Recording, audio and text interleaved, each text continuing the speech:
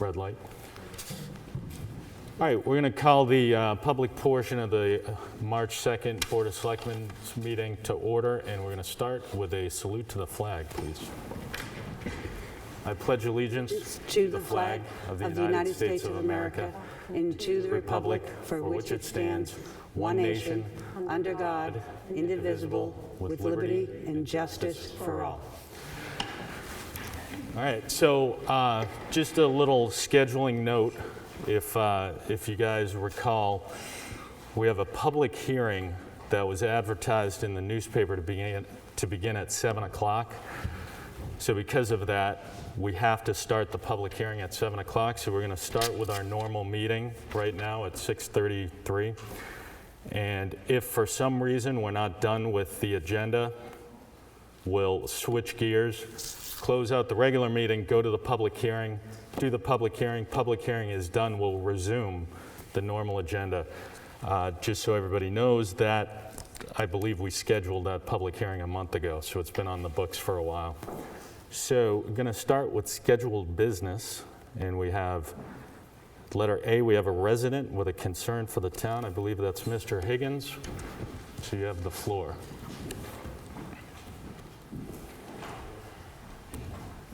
Good evening. Evening. Ryan Higgins. Can I just say my address or anything? Or? Nope. You live in town, quite obviously, so.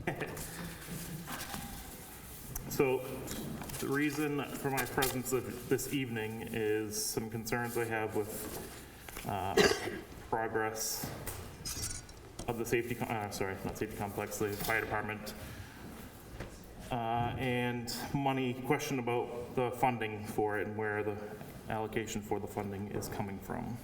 Okay. So my first start off is I've put in the right to know request for information like the bond and everything like that, so I can personally go through what is and what isn't included in the original spec. My first question is, who is the person or department that was supposed to acquire the waiver that was applied for or allegedly applied for? So the waiver that was brought up, it was brought up during, my understanding is as early as the fire station building committee. Okay. And as part of the committee, they were looking to establish a proposal for the voters.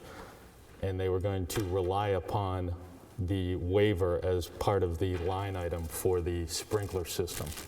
So they had a town employee who was on that committee, or at least an adjunct to the committee, who had told them that he would provide the waiver in order for them to proceed. So they based their line item off of that. Okay. Is that person still an employee with the town? They are not. So their right to protect their reputation and everything goes out the window at this point? I wouldn't agree with that. Okay. Could I just say one Sure. clarification, please? Yep. I believe it wasn't that he would provide the waiver, but that he would apply Okay. for the waiver. So whoever it may be was allegedly going to apply for this waiver. There was no documentation of said waiver. That's been clarified, documented in the last 4 years of ongoing reports that I've read, watched, etc. My question is, and Mike, you might be able to answer a lot of these questions that I have. Who authorized the progress of the building without said waiver, without documentation of said waiver, without anything in writing of said waiver? Yeah, I can tell you this, and we should note, right, that there's only 3 of us who are on the board at this point that are currently in this room. So really the other 2, couldn't speak to this, but I can tell you as a board member, I found out about this in October of 2018, that there was a waiver that was supposed to be requested, that the sort of budget line items were reliant on getting this waiver. Yep. And the first thing I asked was, where's the paperwork for the waiver? Let's get it in writing. And I was told that we did not have that. Okay. And I think when I looked around the room at that point, the other board members nodded their heads like, yeah, this is the first we've heard of it too. Okay. So I guess then this is for Mike then. Who authorized you in the change that you went to go forward with the progress? Are you able to say? I can say. Okay. Listen, tonight, So I'm sorry, just to interrupt, Yep. because we're on Zoom and stuff. We need people in front of microphones if Okay, they're going sorry. to talk. Yeah. I'm on the Thank side you. for Mike. Thank you. no problem. I'm going to make a suggestion, right? Yep, Because I like to try to be somewhat efficient. sure. Let Ryan go with the questions to the board. You guys answer them the best you can. Yep. When that wraps up, I'd like to come up here, entertain me for 10 minutes, and I'm going to peel back the entire onion. And whether people think it stinks or you cry, that's what's going to happen. Do you want to go first then? No, go ahead, fire away. All right. Well, that moves along, that bumps me up quite a bit then. So my understanding is that the fire chief recused himself from the entirety of this project. Is that correct? Or- That's my understanding as well. The other board members Okay, can so nod, yep. at that point, who took over authority having jurisdiction over the project and overseeing fire code regulations and violations at this point? My understanding at the point in the project you're talking about are you talking about the, early on in the project? Who is the oversight representative for the town to oversee fire code and regulations? Yeah, I would say the Right. building department at that Okay, so the point. building department, in my experience, past experience, doesn't oversee fire codes. They coincide with building codes, typically New Hampshire RSA codes, everything such. They do not have any authority over fire codes. The AHJ or his designee, fire marshal, fire chief, if he recused himself, that would, at that point, I guess, appoint a board of selectmen member, correct? Well, we'd be the, what's the terminology? The authority having jurisdiction, but we'd be looking at that point at building department working with the fire marshal on fire codes. Okay, so at what point, since there was no officiated fire authority having jurisdiction at that point, since he recused himself from the project, who authorized in the signing off of going forward with a non-compliant sprinkler system is I guess the better question. Because if there was somebody in that position, we wouldn't be in the position that the town is in right now. Right, and as I said, the board found out in October 2018, so I can't answer that question prior to that. When the board became aware in October of 2018, it was essentially timeout. Yep. We need to get our facts and we need to proceed in the, we need to either verify we're going to get this waiver or what the chances are of getting this waiver, or we need to proceed like we're not going to get the waiver. But that decision wasn't made then either. It wasn't made right away, but the process of getting all the information was started at that point. But a decision was not made until years later, or over a year later, if memory serves me correctly. So basically, as I talked about, we had to identify whether this waiver we could get. And then if we couldn't get the waiver, then we needed to establish what we needed to do to become compliant. And then once we had the data, the facts that this is, XYZ, this is what we need, that essentially the hybrid system wasn't going to fly. Before we ordered any parts or invested any money, we reached out to the fire marshal to get the official word that this was the way we had to go. And then once we got that word, then we started ordering stuff to do. The question is, who authorized the input? Was it the select board or somebody on the fire side? What input? When the construction manager approached with said plan, whatever Yep. plan was presented, Yep. I would like to know who signed off on those plans. Was it the building department at the time? Or was it a member of the Board of Selectmen I can that tell- was acting as the AHJ at the time? I can tell you it was not, you're talking about signing off on the plans to do the hybrid system or whatever they call it, so the non-compliant system. When they Right. when they were essentially dividing the building into two separate buildings, yes. Right. So I can tell you the Board of Selectmen did not sign off on that plan because we were not aware of that plan at that point. And we have 6:42. In the interest of time, just because, I mean, I'm definitely going to have to come back, but just to bump ahead to the funding portion of this, my understanding, and I could be wrong, and somebody could correct me, Nancy is probably the best person for this question, and I know a question was put forth to her to look into about the funding and about reallocating funds towards the building. At what point in the project, going from 2019 and still being ahead of budget by $150,000? Sorry, that's what the estimate was at that time. Sorry. Anyway, Nancy, when you inquired with the lawyers or town council or whatever, did you find out a solid answer about reallocating funds to go towards a bond that funds were not initially for? You mean as far as other monies paying off the bond? Yeah. Yeah, it's in the agreement with Okay. the bond people that we did the bond with. It's in that agreement. Okay, That so- we can't pay it down. It's a set rate. Well, I know that the bond itself is a set rate. Yep. So I guess that's my question, how we are receiving funds for other things or taking funds from other budgets to purchase things for the construction bond that weren't in it. Why, that's not a question for you, sorry. Yeah. Why are we reallocating funds from different places, robbing Peter to pay Paul, so forth? When Well- the money should have been encompassed in that bond in the original first place.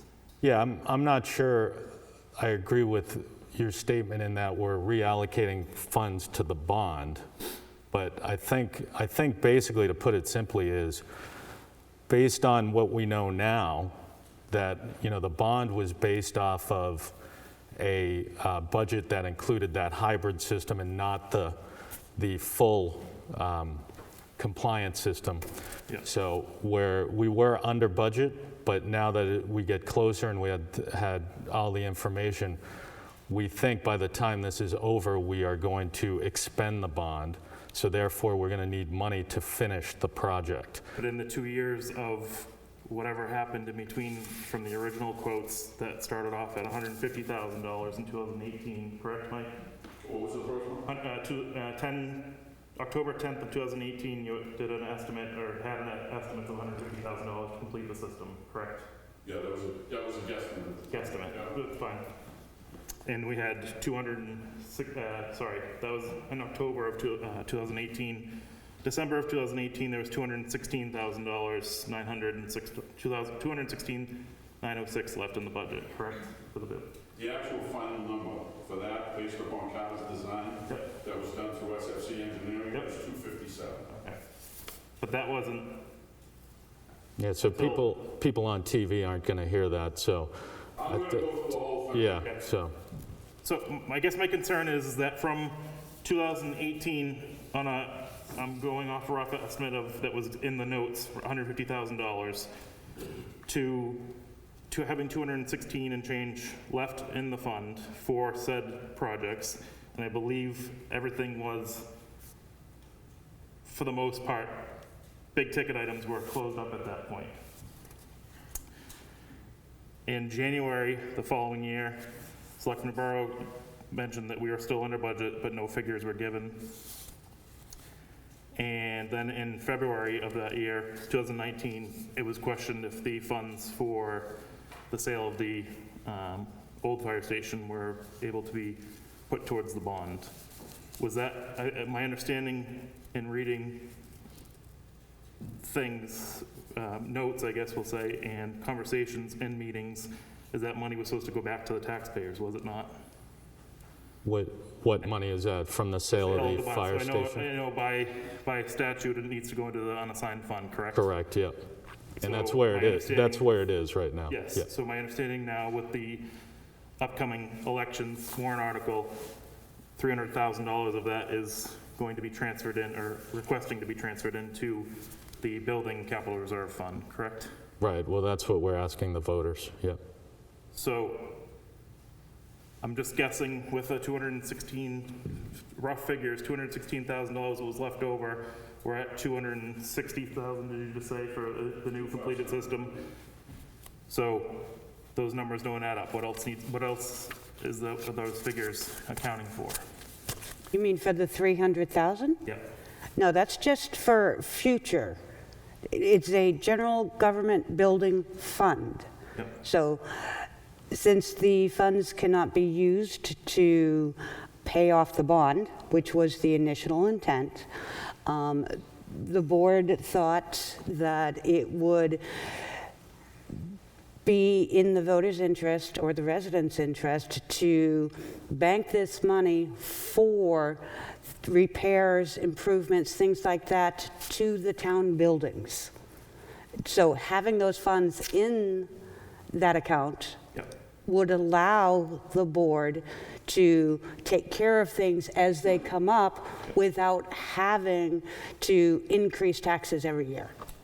And you are the agents of the fund, correct me? That is correct. Correct, yeah. Okay. In the interest of time, I'm going to let Mike come up and speak, just so he can get whatever you need to do before the I'll be honest with you, I won't have enough time between now and the public meeting. Right. So if you got more questions, just go after, I'll do it after the public meeting.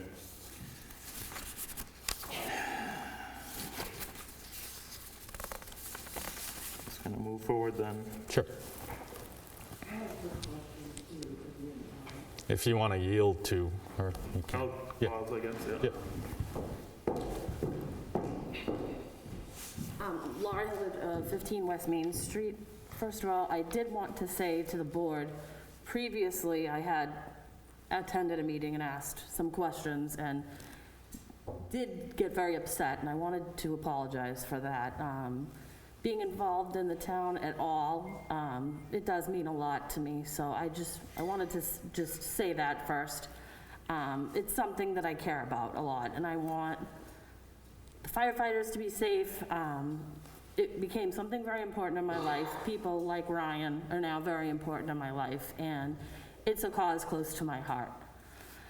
With that being said, I also have nothing personally, as I'm sure Ryan feels the same way about that. As far as the waiver, I want to make it clear to the public who may not understand that such waiver does not exist. There is no such waiver. I don't know if the building inspector at the time was suggesting he could try to get one or something like that, but I was told by the fire marshal that such waiver does not exist. Is that something that anybody ever, was that the building inspector's responsibility to know or look into? Or was that something that it was just assumed that because he said there was this waiver hanging around that doesn't exist? The problem now is that it is a discussion that took place during the fire station building committee planning. The Board of Selectmen were not part of that committee. So there are a lot of details that were talked about in those meetings that the board is not aware of.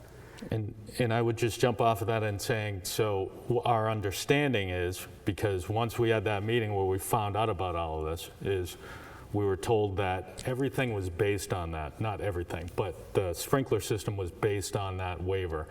Because I think we all understand, they were trying to propose I don't know how to even characterize it, but we're trying to propose the right fit for the voters and the taxpayers in Newton, right? We can't build a $6 million station. So they were trying to get any sort of opportunity to limit the budget that they could find. So when this waiver was suggested by a town employee, they jumped on that to say that's an opportunity for us to keep the budget down. So when we found out about this, and like I said, that meeting in October 2018, we immediately set forth on the path. We have to identify if this waiver exists, can we get it? If we can't, what do we need to do? And then finally, we had the official word from the fire marshal before we ordered anything, before we dug any holes, that it was not something that we could get. So. The only other question I had was that as far as if my memory serves me correct, the plans for the system were stamped very clearly red, not NFPA, I forget what year, but 2013, compliant. Yep. Was that something that the board had to sign off on? I just don't understand, and it's not anything personal to the fire chief, but why, if he wanted to recuse himself, that's fine. I've heard of in other towns when it comes to, say, an inspection and a fire chief recuses himself from that, then they reach out to someone from a neighboring town to come in and do that. We had then nobody who was knowledgeable of fire systems and protection who signed off on that plan that was stamped not NFPA compliant for a sprinkler system in a fire station. Yeah, I just find that to be absolutely asinine. I can tell you that the Board of Selectmen did not sign off on that plan. The first time we saw that plan was in the meeting that I just described to you. Okay. And when I understand that a lot of this is going on the former building inspector, and I know that you cannot speak of too many details because it is a former employee. I just want to state that I think that a lot of the residents feel that this is kind of passing the buck and people not taking responsibility. I don't know him at all. I don't know what happened, but I don't know how we can trust that that's actually the case. That's just my opinion, but that's all I have to say. Yeah, Thank you very much. Yeah, the only thing I would say to that is I can kind of understand a little bit about that, but, people have to understand this is a public board, right? In a public meeting, we're on TV, there are certain things we have to say, or there are only certain things we can say. And the only other thing I would say, and I think a lot of folks would back me up on this, is your decision-making is only as good as the information you receive.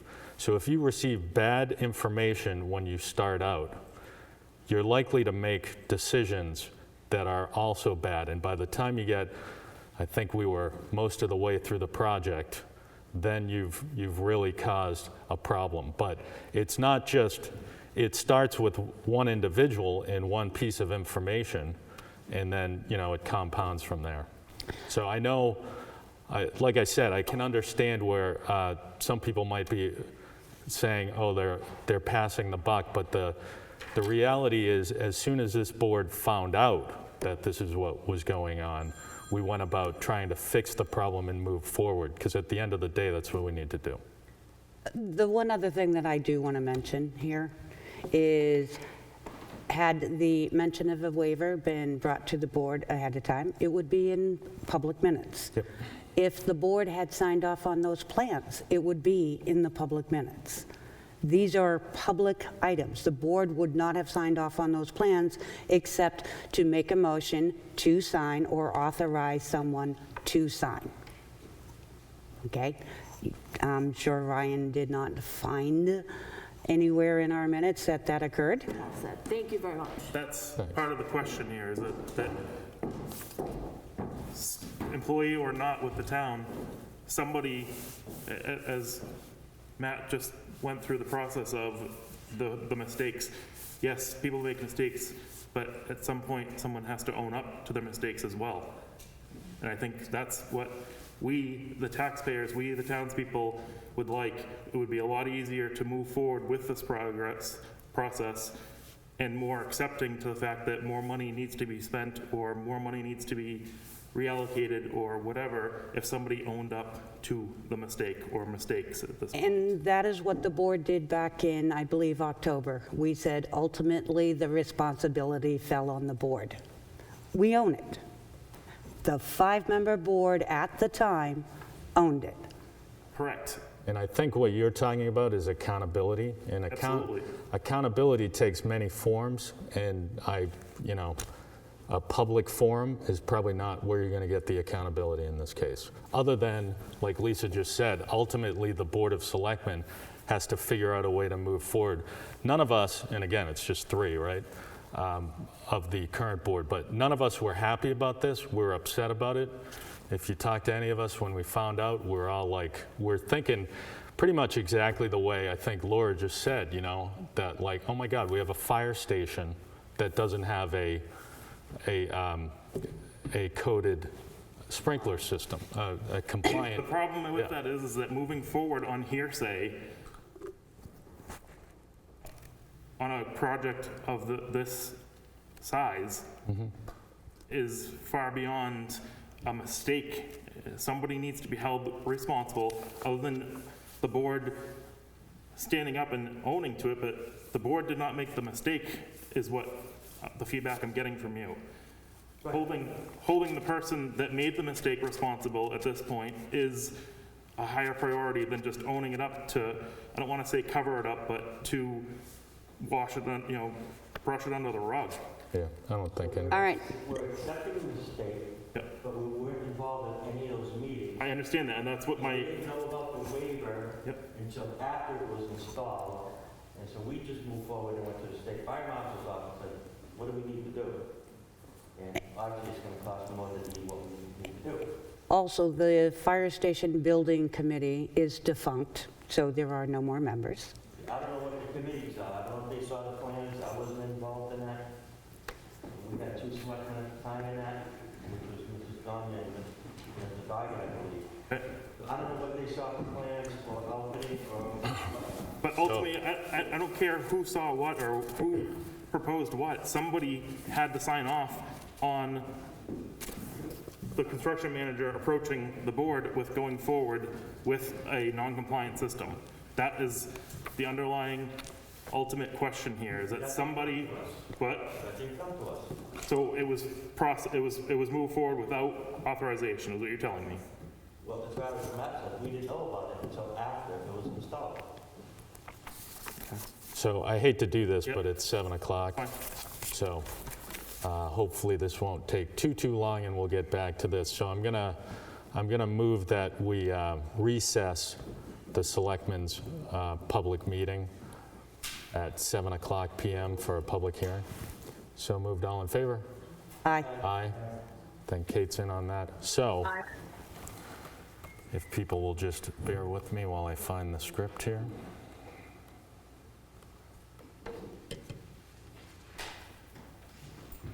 Diane, is this in a public hearing folder or the regular meeting folder? Your regular meeting folder? Okay.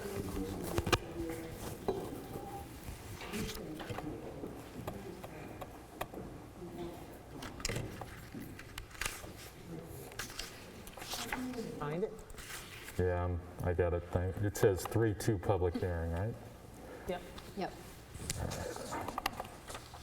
All right, so it's, and do we have our guests online, Diane?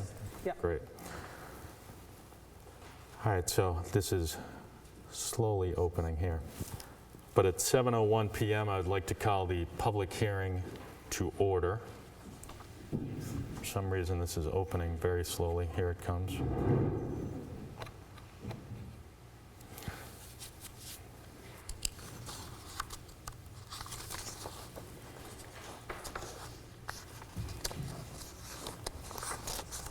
It's not opening for you? I'm looking at Microsoft Word logo right now, but it says starting, so it's coming. Are you pulling it up, Diane? It's what he wants to read off. Oh, gotcha. Pull it up on the screen. Just very simply. I don't know why. Okay. You want me to pull it up on the screen? Yeah, if, we'll see who gets there first, I guess.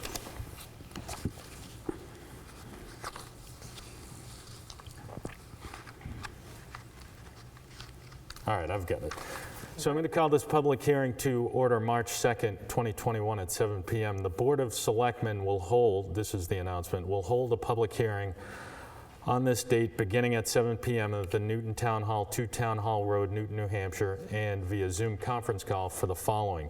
To take public input on a proposal from the town of Merrimack to exclude heavy commercial vehicles on Wentworth Drive, Hadley Road, and West Hadley Road. The Zoom information I'm not going to read, but we previously posted that. And just to summarize this, the town of Merrimack approached the town of Newton to consider allowing them to place no truck signage at the beginning of Wentworth Drive, Hadley, and West Hadley roads on the town side, so our side. Large commercial trucks have been using those streets that were not built to handle such large vehicles and therefore causing the road to fail prematurely. We've asked the road agent, police, and fire chiefs for their opinions. Those can be found in minutes dated January 18th and February 2nd on the town's websites. The representatives of Merrimack provided the town with their proposal and drawing of an alternate truck route, which would be on paper only. The route shows the utilization of Amesbury to Bear Hill Road from Route 108. The representatives have provided their proposal to NHDOT and have been approved with a stipulation that no signage be placed on Route 108. There will not be any signage on Amesbury or Bear Hill roads indicating the preferred truck route, nor any signs on the Mass Route 495. Mr. Alan Cloutier of World Tech Engineering is with us, and we're going to ask him now to present the town of Merrimack's proposal. If you would, Mr. Cloutier. Good evening, everybody, and thanks for that great summary. I almost feel like I don't really have to say much now, but I will. I have a presentation. So once again, my name is Alan Cloutier. I'm a traffic engineer with World Tech Engineering, and we've been helping out the town of Merrimack on the heavy vehicle exclusion. So I have a little bit of presentation to make sure, we go over all the information, make sure everybody's kind of aware of what's going to happen and what's not going to happen. So let me kind of share my... Can we increase that volume? Yeah, Mr. Cloutier? Yep. Can you either speak up a little bit or put your microphone a little closer to your mouth? Oh, sure, absolutely. It's not usually a problem I have. Usually it's I'm too loud. Can everybody hear me fine now? Okay, great. Not as well. Not as well. Okay. How about now? Yeah. Okay, I'll speak plenty loud. So again, kind of just a little bit of why we're here. A little bit of an outline about what I'm going to talk about is really talk a little bit about the existing problem that's happening on some of these roadways. Then about the heavy vehicle exclusion itself. What is it and where is it? And then next steps. So first, the existing problem. So there's really 4 roadways in Merrimack. They're all basically in the same area. I'll show a map on the next slide. Hadley, West Hadley, Birch Meadow, and then Heath Road. They're all 18 feet wide. They're narrow roads. They're winding roads. They don't have really very thick pavement either. We have trucks that are going down them, and really they're not suitable for the heavy vehicles. There's narrow. There's no sidewalk. So the town of Merrimack wants to do an exclusion on. And okay, this is the route. So in red is kind of where these roads are. West Hadley, then Birch Meadow and Heath. They're kind of all kind of connected. It's almost like one route, even though we have a little bit of a spider web there. I'll get into a little bit more about what the green route is later, but essentially that's the alternative route. I'm not going to go through this data too much, but what happens is when you're trying to get an exclusion in Massachusetts, it has to be approved by Mass DOT.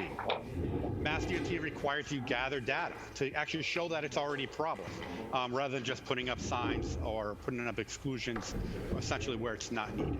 So we went out onto all of these roadways, we collected data. The biggest thing is this column off to the right. the percentage of heavy vehicles. And we found that on these roads, they varied around 5 to 8% of heavy vehicles, which is really too much for these type of roads. I mean, if this was more of a major route, that might be just fine.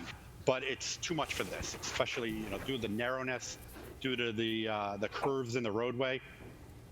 So we documented all of this information in our application to Mass DOT, which they are currently reviewing. But essentially, I'll go into the next slide.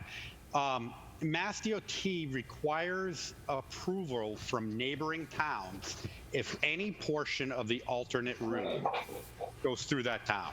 So I guess kind of to back up a little bit, one question is, why don't we just put up signs?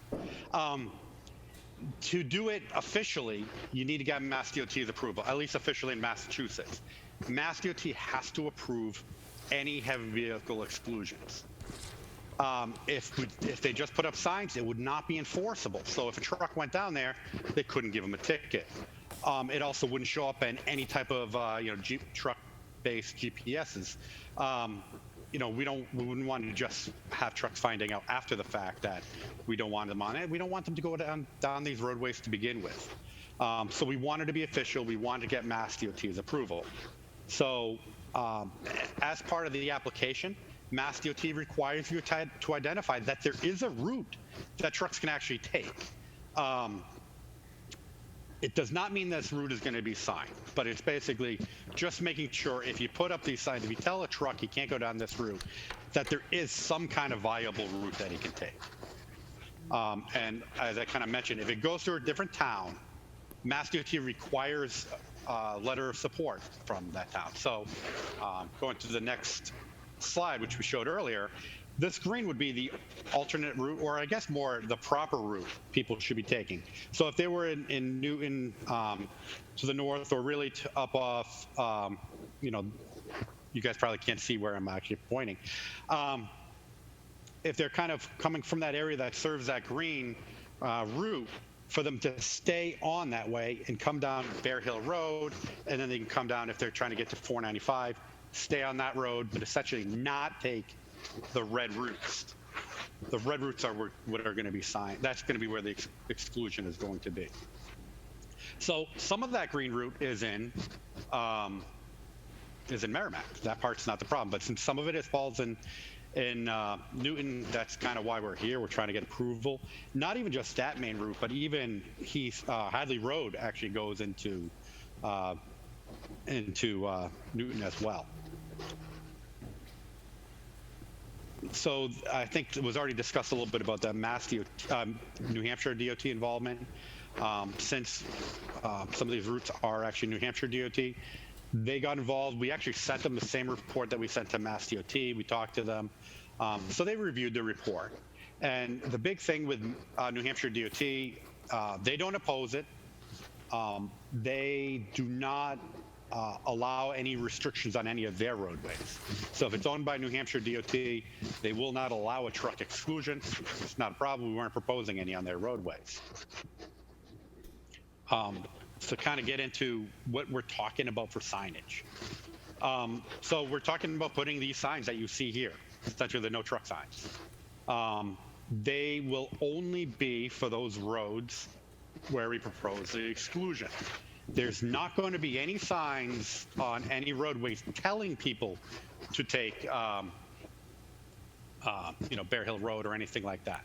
It's simply going to be, these trucks, you've seen them around on the particular roadways that we're talking about. And I got a little map kind of showing. So the signs that would be in the town of Merrimack would be essentially right at the beginning, pretty much right at the town line on Hadley, West Hadley, Heath Road, Birch Hill Road. So these would be up at a minute, and I'm going to kind of get into Newton as well. And the next sign, so we would recommend putting these signs as well into, in this town of Newton. Basically, rather than having a truck go partly down the road and then seeing the sign, it's much better for them to see it right up front. Not that they would be backing up or turning around, but hopefully they would remember for the next time. So I think these ones where you can kind of see the blue leader, these are desired. What we're here for, I guess, today, and from the town of Newton, we have to get approval not just for any signs that are on your roadways, but also to have this truck exclusion on Merrimack's roadways. We actually need approval from you guys, simply because the way these roads are configured, no roadway is ever, I think, fully in, one town or the other, it seems. As far as these signs that we show here with the little blue leaders, the town of Merrimack, they're willing to purchase, install, maintain all the signage. Wouldn't be anything that you guys would do. And even if, say, you didn't want the signs, we would still try to get the, hopefully go for that truck exclusion. It just makes it much more effective if truck is seeing it, or truck driver is seeing it before he turns down to the roadway. So I guess the next steps are, and I'll be around to answer any questions anybody has, is we're looking to get a letter of support from Newton, New Hampshire for the truck exclusion. We plan on getting, hopefully, to get the exclusion approval from Mass DOT. Then we'll install the signs, and then really enforcement can happen. The enforcement can't happen until we get the truck exclusion. One thing I want to let people know, local deliveries are allowed. So, if you're on any of these roadways or a street off of the roadway, and you're getting a refrigerator delivered, it's, they can still make deliveries. Local deliveries are always excluded from any of these truck exclusions. And then I guess the next step after that is hopefully we see less trucks on the roadways. So I guess with that, does anybody have any questions? I don't know, I might have gone pretty fast. So just to pick up from there, what happened is the Board of Selectmen was approached and we were asked to, send this letter, but we felt as though we should seek public input before we voted to sign and send any letter like that. So that's what brings us here. So definitely, if there are any questions, and the first hand I saw up is Kate Michaels. Kate, did you want to say something? Yeah, sorry. Can you hear me? I can hear you fine. Okay, great. So I want the citizens to know of Newton that we did, because some people were concerned about, our intersection, Maple 108, South Main, because we're going to be putting in, who knows, whatever the state allows. So I just want everyone to know that we spoke to the actual Toby Reynolds at New Hampshire DOT, who said this change would not have an impact on the projects. That was really good. We have a citizen here who is on Wentworth. I just thought she could say a few words as to how the current issue, I know like a lot of times, sometimes Google Maps will simply put a weird shortcut, because I think Rose Dennis will be able to tell us more. I'm curious, how long has this gone on? Because I did hear towns can contact Google Maps as well. Write a letter to the select board, something we may want to do to tell them to stop suggesting certain routes in our town as well. Okay, is it my turn? I'd love to just, if you could say a few words, yeah. Okay, sure. So this has been an ongoing problem for many years, actually. And I've been calling our town hall since last summer about this. Last week, I recorded a tractor-trailer truck coming north on Route 108, and he tried to get into Wentworth Drive. I live on 2 Wentworth Drive, the very first house on Wentworth Drive from 108.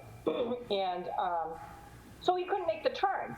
So he actually backed up on Route, I got it all on video, backed up on Route 108. So now the cars coming north cannot see around him as the cars are going south.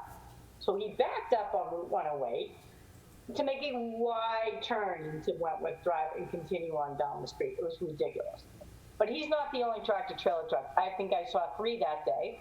And then they come in from Merrimack, and then they get in front of my house, and they go to take the turn onto 108, and then now they're backing up in front of my house to make the turn. So not only the tractor trailers, but also coming from Merrimack and going to Merrimack. I don't know what's down their quarry or something. I don't know what it is, but all summer long, since now I am home remotely, but all summer long you hear these 6 to 8 tire dump trucks. They're huge with 2 smokestacks.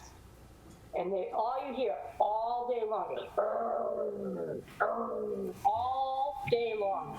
So I am just sick and tired of the traffic. It's not a commercial road, it's a residential neighborhood. And I'm just really, really tired of these massive trucks going down this road and being noisy. And then my husband and I got behind one of these trucks one time when we were actually going to Merrimack, and they were ahead of us. And for them, as was it Alan was saying, that we got behind them going down West Hadley onto Hadley. I mean, they could hardly. It was a massive big truck, a carrier truck. It could hardly make the turns. It was the most ridiculous thing I've ever seen. So I'm sick and tired of these going up and down Wentworth Drive all day long. So I think it's, I think it's safe to say you're in favor of this letter. I am 100% because Okay. I'm just, even though we got new neighbors who just bought next to us this past summer in August. And one of the first things they said to me was, I cannot believe the commercial trucking on this road. So, yeah, I would like it to stop. I really, really would. All right, thank you. And also thank you for the sound effects. We don't often get sound effects for the public hearings. I'm out there doing my Zoom meetings and stuff, and like So, every 10 minutes there's another dump truck going by. Charlie, I think you wanted to say something? Yes. Okay. Just to let you know, I am in favor of this, but I want to know who and how it's going to be enforced. I can't hear him. And I'm not asking her. Turn on your mic. Can't hear you. So I guess, Charlie, your question would be for either the Newton Police or the Merrimack Police, right? Well, actually both, I guess. Yeah, both, so. Merrimack has got 2 spots. Well, no, we have 2 spots too. Are we going to put cruisers down there to make sure that these people don't go through? I think Chief Shears is on, is that correct? Who? The chief from Merrimack? I don't think so, no. I haven't seen him. I'm the DPW director. Okay, perfect. Start there. Good morning, or good afternoon, and thank you. It seems like one, it's been a long day. Little windy. I hope you guys all survived well where you are. In order for us, I've had numerous talks over the past 5-6 years with Chief Shears and asked them to enforce or to try to slow the traffic down up there, because not only are we trying to rebuild those roads, I'm certainly not going to spend the tax dollars in redoing those roadways until I can make sure they're going to sustain a decent life. One of the problems is the chief kept telling me they'd be more than glad to help out, but we needed the exclusion in place before they would spend the time and energy to ticket vehicles, as well as been in touch with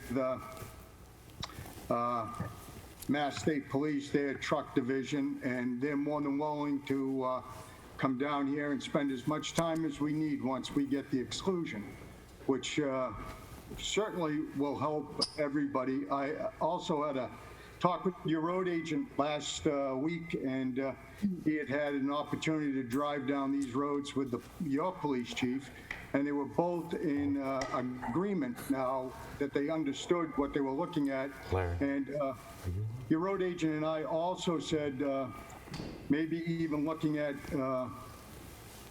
turning Wentworth into a one-way, because even just vehicular traffic, never mind the commercial truck traffic, that's kind of a tight road, and they do, when you're coming off 108 onto Wentworth, they do gather quite a bit of speed, and, welcome to Merrimack, we like to have it at 30, not 45. So, there's an opportunity there too to get some extra patrolling in that will also help our community as well as yours. So I'm certainly hoping that the board and the residents are in favor of it so that we can move forward. Thank you. Chief Jewett, did you want to make a quick statement on Charlie's concern?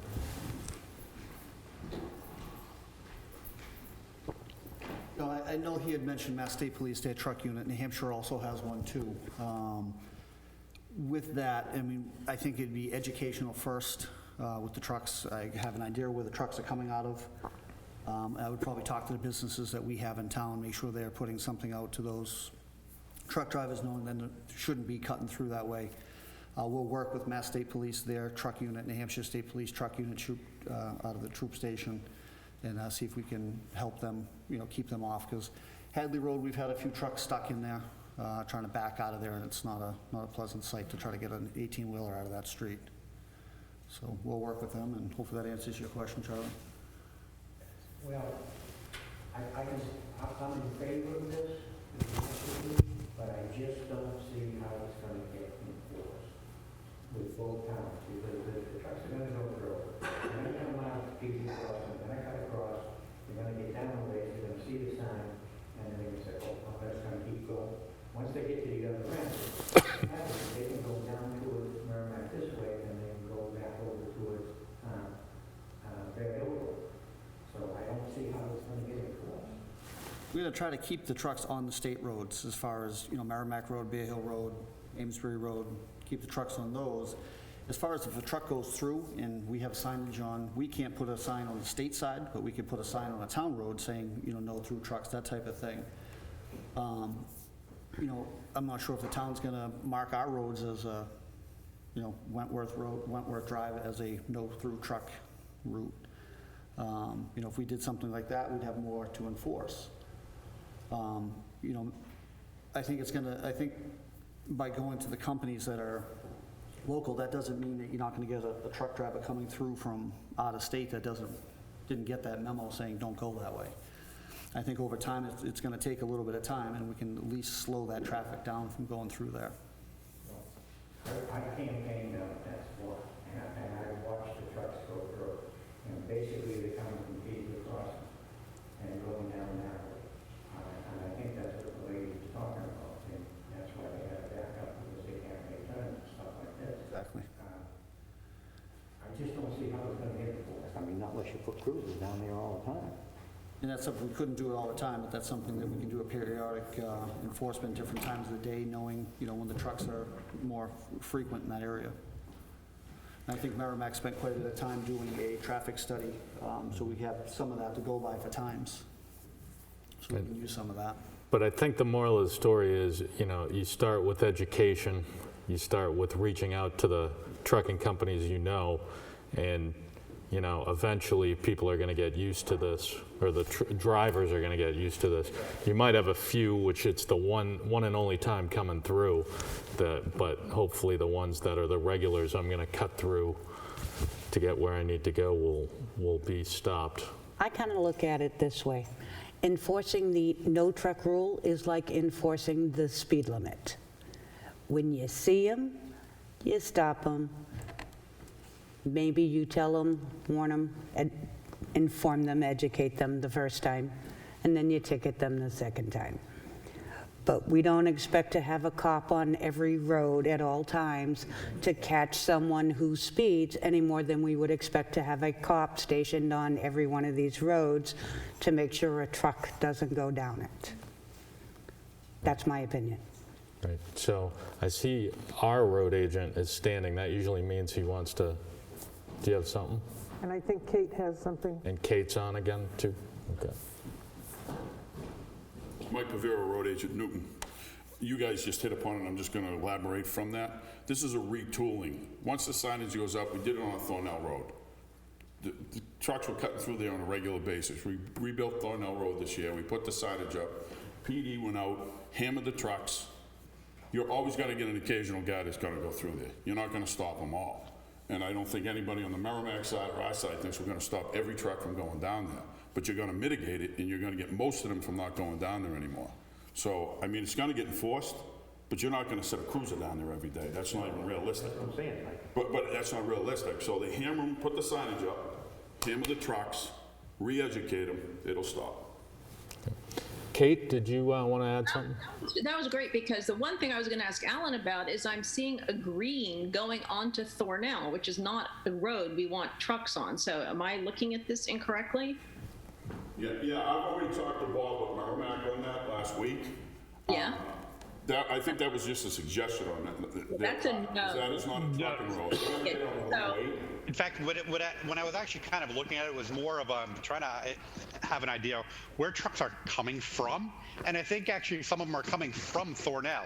Because people that are far north on 108, I don't know why they would come on East Road. If they're far enough They might on have been 108. coming from 108. I don't know when you did your survey, but they might have been coming from Thornell a couple of years ago. They're not now. okay. Well, I was thinking some might be coming from Thornell or connecting there. So that's kind of where I was putting the green. Good. So we're not encouraging anyone to go onto Thornell. No. No. Because I had a citizen who couldn't be here tonight be like, "You got to talk about Thornell. It's a scenic road. They're turtles," but I'm not worried about that. My other question is, we're talking signage. Am I incorrect? Hi, Jim. The signage is. I thought at one of the previous meetings that you would pay for our signage. Did I hallucinate that? He said that in this one too, Kate. Yeah, he said that too. So on our side, so just want to reiterate that. And then I was like really taking time to look like, wow, what's going to traffic now? The little bit of Newton Bear Hill to the intersection and people who live there. And it's really mileage wise, we're not doing much of a change. We're really just taking it off smaller roads and putting it on bigger roads. We might have like 0.2 miles more now going through Newton. And again, it's not like they're being told, take Bear Hill Road. Right. Just when Ms. Dennis was talking about the noise, I'm sure anyone who's Bear Hill is a little worried. So I'm anything getting to discourage the giant trucks is good. I'm getting a few people waving at me who want to speak, so I want to make sure we get everybody. Thornell, I'm happy about. Cool. So there's a gentleman in the right-hand corner. Diane, can you? Bob? Jim. Who's that? Jim Baker. Jim Baker. Okay, I didn't recognize him. He looks like he might be in orbit. Jim, you're muted. Okay, thank you. Yeah, I've just got some questions. Mr. Cloutier said that none of this can be done until the Mass DOT has approved it, right? Correct. So, but we're being asked to approve it ahead of them? We're being asked not to oppose. Letter of support I see. that we would share with Mass DOT. Okay. I got a couple questions. So Merrimack Road is not part of this exclusion, is that right? Correct. Right, okay. As far as Thornell Road, my guess is that trucks are coming from 125 down West Main Street, Thornell, over to 108, and then trying to get out to 95, or 495. So that's probably where the Thornell Road traffic is coming from. So you're saying that trucks are going to be able to go up Bear Hill Road and they're going to be able to go up Merrimack Road, but not down Hadley and Wentworth and some of those side roads. Is that right? Yes, it's really just those 4 roadways. One of my concerns is that if you're not going to put up signage that shows where trucks should go, that's kind of an unfair burden on the truck drivers in my mind, because you're going to tell them where they can't go, but you're not going to tell them where they can go. And so I listened to Rose Dennis. She said the problems trucks have when they get stuck and have to turn around. How's that going to stop that? I mean, I think nowadays, there's a lot of GPS type stuff that I think everybody uses. But it has to be up to date with where the signage is going to go. Jim, I think our road agent has a. Hey, Jim? Yeah. About everybody in the business has GPS now. Right. They'll figure it out. Okay, so what's the reason for not putting up signage that says where the truck should go?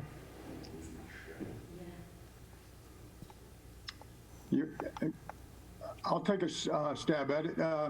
One, we're offering to put signs up on the Newton-owned roadways. New Hampshire DOT wants no signage on their roadways. They don't allow for any truck routes or truck exclusions. So we would definitely offer, which we've made an offer of supplying and maintaining the signs on the Newton side so the trucks won't even bother turning down those roads. They'll stay on 108. But what about how will they know to turn on Merrimack Road or Bear Hill Road? The same way they found out to travel down Birch Meadow, Hadley, or West Hadley, or Wentworth. So if they're not cut off, they'll just go that way? Is that the assumption? I mean, if a truck gets caught there if we get this exclusion approved, they'll be warned and educated, just like you should do on the first couple of times. After that, it's a wallet lesson.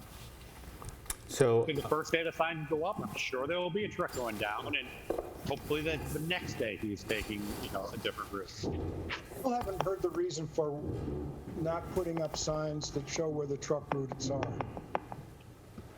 Unless I missed something. Well, I guess you would have to ask New Hampshire DOT. That was a directive from New Hampshire DOT. I don't think they were looking forward to having signs. And I know there was concern, I think, even within the Newton, one of the meetings that I kind of listened to after the fact, that I know some people were concerned, are we now going to encourage traffic that, should almost be on, 495 to be, taking some of these other routes. So we weren't trying to even get into that. We were just trying to kind of focus on our little roads, I get that, but I'm concerned about unintended consequences here, because we also don't want to put limits that are unintended on our ability to develop our commercial areas, our limited commercial areas, and those have to be serviced by trucks. So I think a fair amount of thought needs to go into this. If you're not going to mark the truck routes, it seems a little bit unfair to me, to the businesses. And so I don't understand why that wouldn't be done, except that we're told that New Hampshire roads won't allow any markings at all. Am I understanding that correctly, or is that wrong? Or the state roads won't allow any. Can I make a comment here? But Merrimack Road's not a state road, right? Go ahead, Lisa. All right. One thing I want to say here is I look at it this way. We are not going to put a sign at the entrance of every single road that a truck is allowed on saying trucks allowed. That would be letting them know it's a truck route. The truck is allowed. What you do is you just put up the few signs that say trucks not allowed.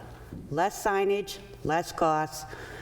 You're not going to find trucks allowed signage in any town on all of the roads, or all of the roads that trucks are allowed. It's just not a feasible solution. Putting the sign up that says no trucks allowed at least lets the trucks know, find an alternate route. Lisa, you frequently see truck route signs in towns. Yeah. But not on every. No, not on every, but you're only talking two roads that are going to have trucks on them, from what I'm hearing tonight, Bear Hill and Amesbury. Mike, go ahead. Merrimack, rather. Yeah, go ahead, Hey, please. Jim, you're wrong when you said Merrimack is a state road. And the state of New Hampshire is very clear. We cannot label state roads. We have no jurisdiction on state roads. We can't put signage on state roads. Merrimack's a state road. Okay. So the signage, we're limited to where we can put signage. We're going to put it at the end of the roads to correlate to Merrimack's truck route, and then they're on their own. They go on state roads, and we can't put signage on state roads. All right. So what is Bear Hill Road? That's not a state road, is it? Bear Hill Road's a state road. Oh, it is? Okay. Yep. Jim, any other questions from you, Jim, before? Then. Thank you. Wait, is Bear Hill Road in New Hampshire is the state road too? So in Amesbury? Yes. Amesbury or Merrimack, First of all, I don't have jurisdiction over, nor does the town have jurisdiction over. In New Hampshire, it's a state road. Yeah. Oh, okay, I didn't know that, thank you. I want to make sure, any other residents with questions? So if you're an elected official, you can't talk right now. Any residents, last call? All right, so I guess I'd be interested to see if the board has any thoughts on how they're leaning towards this. And again, we should make it clear, this would be a letter of non-opposition, right? So if we take a vote and we sign a letter as this board, we're not approving anything. We're just not opposing, and Merrimack needs that to move forward, so. Could we have it more sound as a letter of support rather than non-opposition? Well, our non-opposition will be very supportive, probably, I guess. Okay. Need a motion for a letter of support to Merrimack? Yeah, unless we have further thoughts, if members of the board are. Charlie seconded. So you're good? Okay. Kate, any further discussion? I know Kate's not in the room. Wait, did you make a motion? The motion was to send a letter to Merrimack in support of the signage. Okay. And Wait, I have one more question, just one more, please. Go ahead, Kate. So the portion now in Newton, which will get a little more traffic, is our version of Bear Hill and Amesbury, which I've now discovered are state roads, which means that any additional damage to that road, we don't pay for, correct? Correct. Mike even just said correct, so. Good, people should know that. All right, any further discussion from anybody? Elected official or residents? Richard's iPad is waving. All right, so we have a motion on the floor. It's been seconded, so I will call for a vote. Wait, someone's trying to talk, Richard. I'm sorry, Kate, what was that? I have a question. There you go. Okay, who's that? I have a question. So you stated that Bear Hill Road and Amesbury Road were state roads. But was it not stated a few years ago that the road agent said a lot of these state roads would be given back to the town to handle on their budget because the state was getting rid of a lot of the town roads that they maintain? So I understand that it is not a state road, but it is a state road, but it will turn into a town road down the road. No pun intended. No, there was some conversation about 6 or 7 years ago, but that died on the vine. There's no conversations currently that those state roads would be turned over to the towns. We don't want them. Okay, so we are no longer writing a letter of non-opposition. We're writing a letter of support. I noticed that changed in the in the 5 seconds that Matt Burrow was talking. I don't know what letter. I don't know if it makes a difference, support or Yeah, I mean, opposition. I think it's the same thing. I mean, let's make it clear in the motion. Larry, what is your motion? Is it a letter of support or is it a letter of non-opposition? Whatever Merrimack wants. Okay, so Larry just made a motion to give Merrimack whatever they want. That could I be think that's a dangerous. little too vague for me. You mean a letter? The letter. The letter the they're wording. looking for. Whether Yeah, it's absolutely. in support or whatever. Okay, so Charlie, you're still a second, right? Okay, any further discussion? I would like to see a letter that says Newton does not object, as opposed to, because this is what we told the people we were talking about is non-opposition, non-opposition, not a letter in support. We did not tell them we were offering a letter of support. So we'll change your motion a little bit. Larry's shaking his head Let at him put me. a motion in, and we'll second it on his side. Well, no, what I'm saying is I think it'd be better if we saw the letter and we read the letter That's fine. before we sign it. But if your motion was to draft a letter of support, then I think we'd all, right?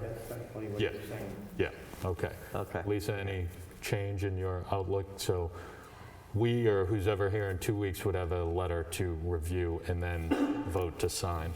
So. I'm just curious, what difference would it make to Mass DOT or New Hampshire DOT if it is a letter of non-opposition versus a letter of support? Is there any difference in how it would be handled by either of those two entities. That's it. Not that I'm aware of. I think I'm just on the positive side of things, really. Hey, why don't you send us the letter, we'll sign it, right? Okay, so I think Larry made a motion to proceed with the letter and get it signed, seconded by Charlie. All those in favor? Aye. Aye? Aye. You're an aye, so we have 5, so the board will have a letter to look at in 2 weeks. And then I think, unless anybody has anything else, I'd like to try to close the public hearing on this subject. Thank you. Thank you, folks from Merrimack and Massachusetts, for visiting. Thank you. Thanks very much. And so I'm going to call this public hearing to a close. Looks like 7:42 p.m., and I thank everybody for their input. I don't think I need a second on that, right? So. No. So we are now I'm going to call the public portion of the meeting out of recess at 7:40. I have 7:42 p.m. Could I get a second? Second. Larry Beecher, all in favor? Aye. Aye. Aye. So now we're back in that meeting. So at this point, I think Ryan was the last one talking. Do we want to move on to Mike? Okay. So Mike, if you would, thank you.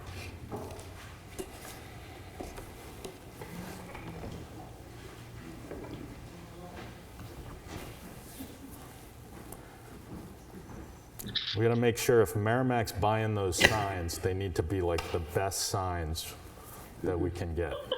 Well, they are buying them. Well, that's what I mean, yeah. Well, we'll put it in the letter, so. That's fine. All right, Mike Pavera, I'm changing hats here. Yep. We're back to the fire station. I'm wearing the hat as the construction manager. I need everybody's indulgence on this, and I probably need about maybe 10 minutes to go through a chronological timeline of kind of cradle to grave. I think it's important because either people's memories aren't good or you honestly didn't know information at certain times.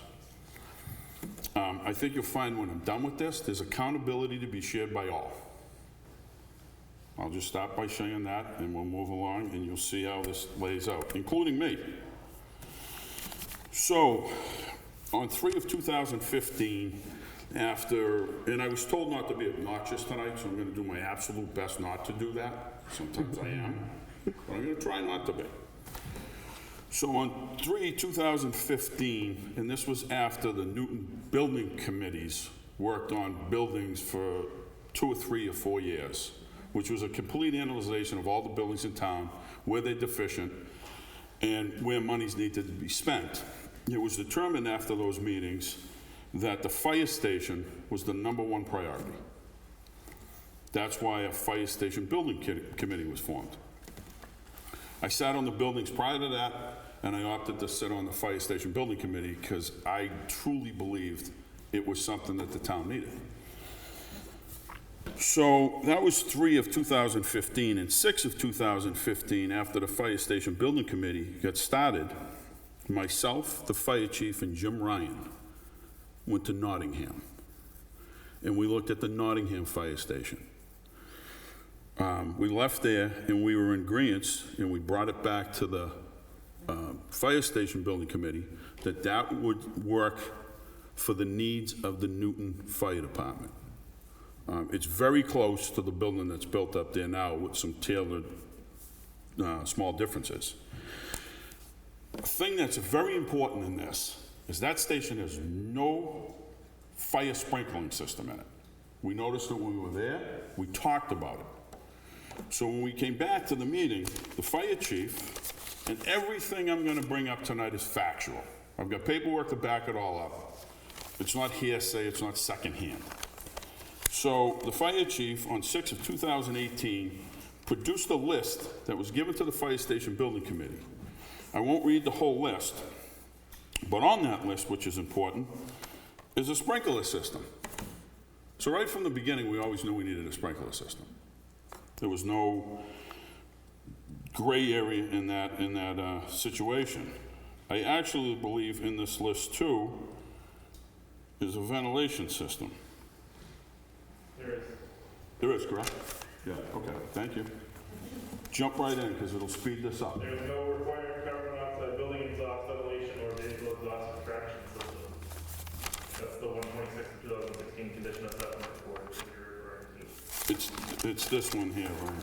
Handwritten one? No, that's a different one.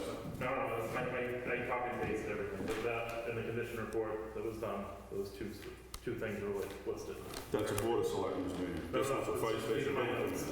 Oh, they're all. It's all copy and pasted. Okay, all right. So that was, the important part of that is that was always known and always talked about. There was never any doubt that we needed to put a fire sprinkler system in it. So as we move along, getting to the end of that year, the Fire Station Building Committee went to the Board of Selectmen and pitched that we were going to make a run at this at the next March elections, right? But we needed an architect or somebody to do budget numbers and to do a rendering to present to the town. At that time, you guys hired Port One, Kelly Davis from Port One. The drawings all exist, the first trifold exists, and that was all generated based upon Kelly Davis and the Fire Station Building Committee putting numbers together. Now, during that, knowing that, and the fire chief was involved in this as well as I was in this Fire Station Building Committee, we knew we didn't have any water, and there's two major things you need for a fire sprinkler system: water and some type of a supply to supply the water to the sprinklers. We didn't have any power. We needed three-phase power. So my job was to go find out what it would take from Unitil to bring three-phase power in. It was somewhere between $80,000 and $100,000 at the time. The fire chief's ingredient was he went and talked to the town of Merrimack to find out the response time to get to the location where the Newton Fire Station is now. During all this, Ron Lemire was involved in conversations of the conceptual design of this sprinkler system, right from infancy. Ron was the one, and I'm using names. I'm telling you right now, I'm peeling the onion back because I'm not doing this again. Ron Lemire was the one that was, right from the get-go, involved in this. Now, Ron wasn't doing this with any ill intention. Ron was doing this for the greater good of the town of Newton. He wasn't trying to submarine the town. He knew our deficiencies and knew we didn't have power or water up there.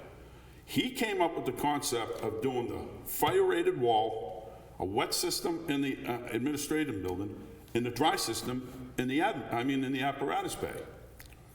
That's what we went with. He also, I'm calling a spade here.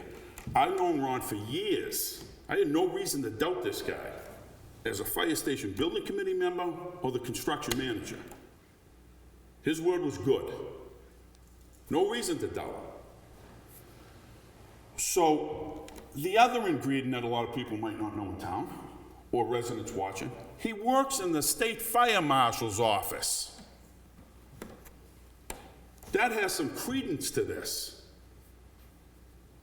He knows the rules and regulations. So if this wasn't going to become reality, it never should have been talked about. So based upon all that, there's a budget number that's in all the trifolds. It's $100,000. Now maybe the common individual doesn't understand, or maybe that looks like a big number, $100,000. That's not a big number for a commercial fire system.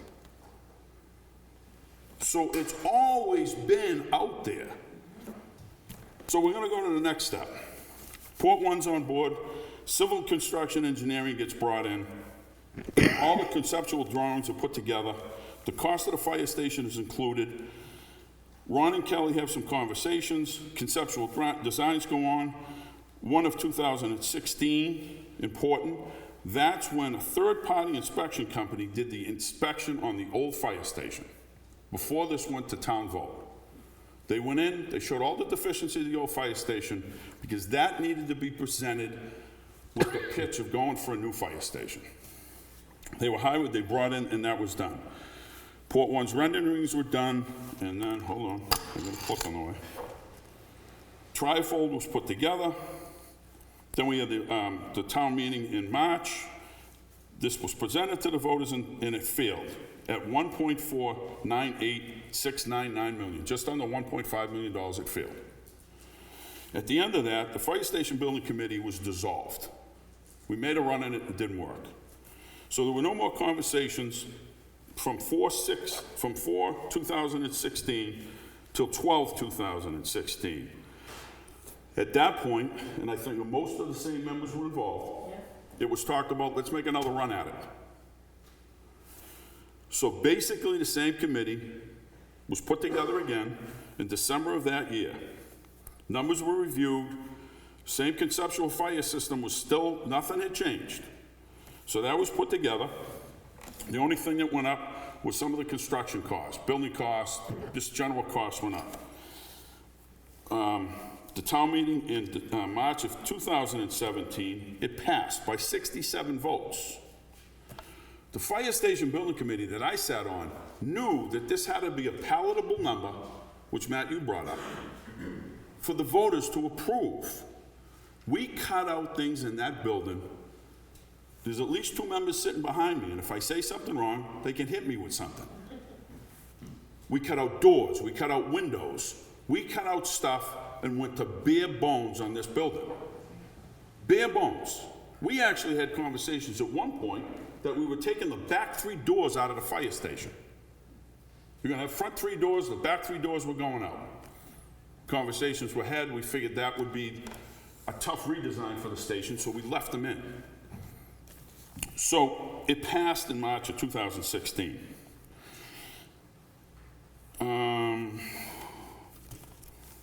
No, 17, I'm sorry, back to the same year.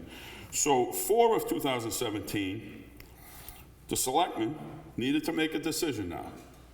It passed. The drawings to this point were conceptual renderings. There's a floor plan and an elevation of the building. Those are not construction drawings. Everybody knew that. So you guys met with Kelly and maybe somebody else, but you ultimately picked Kelly to go with this design.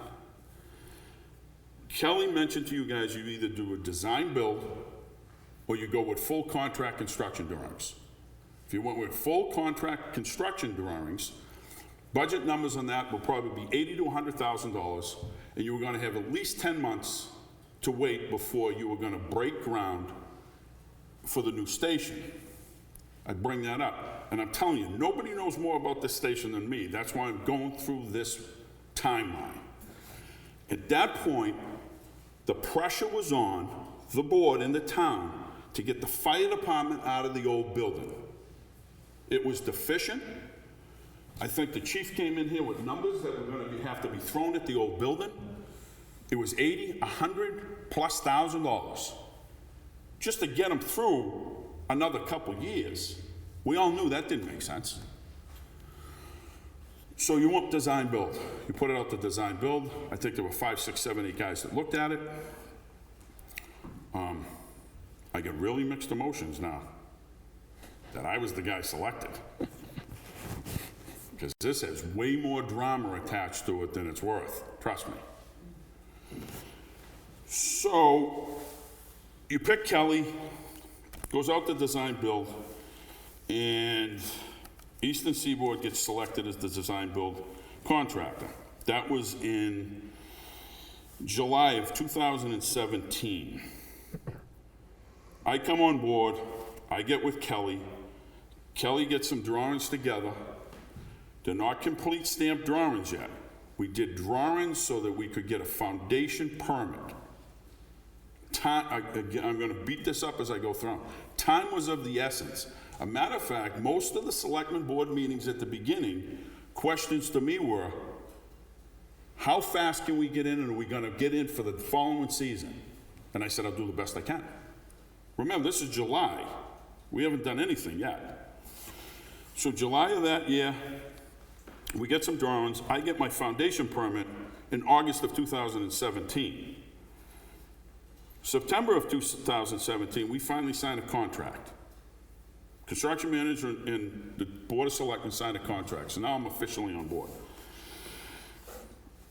Groundbreaking ceremonies takes place on September 5th of 2017.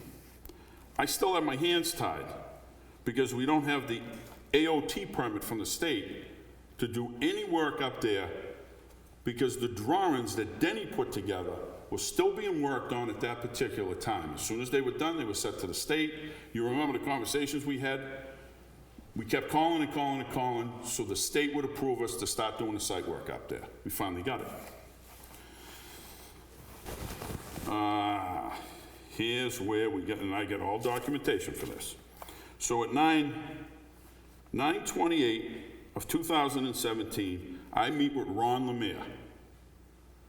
I go back over the conceptual design of this sprinkler system. Ron says, yep, that's what we're going to go with. I said, okay.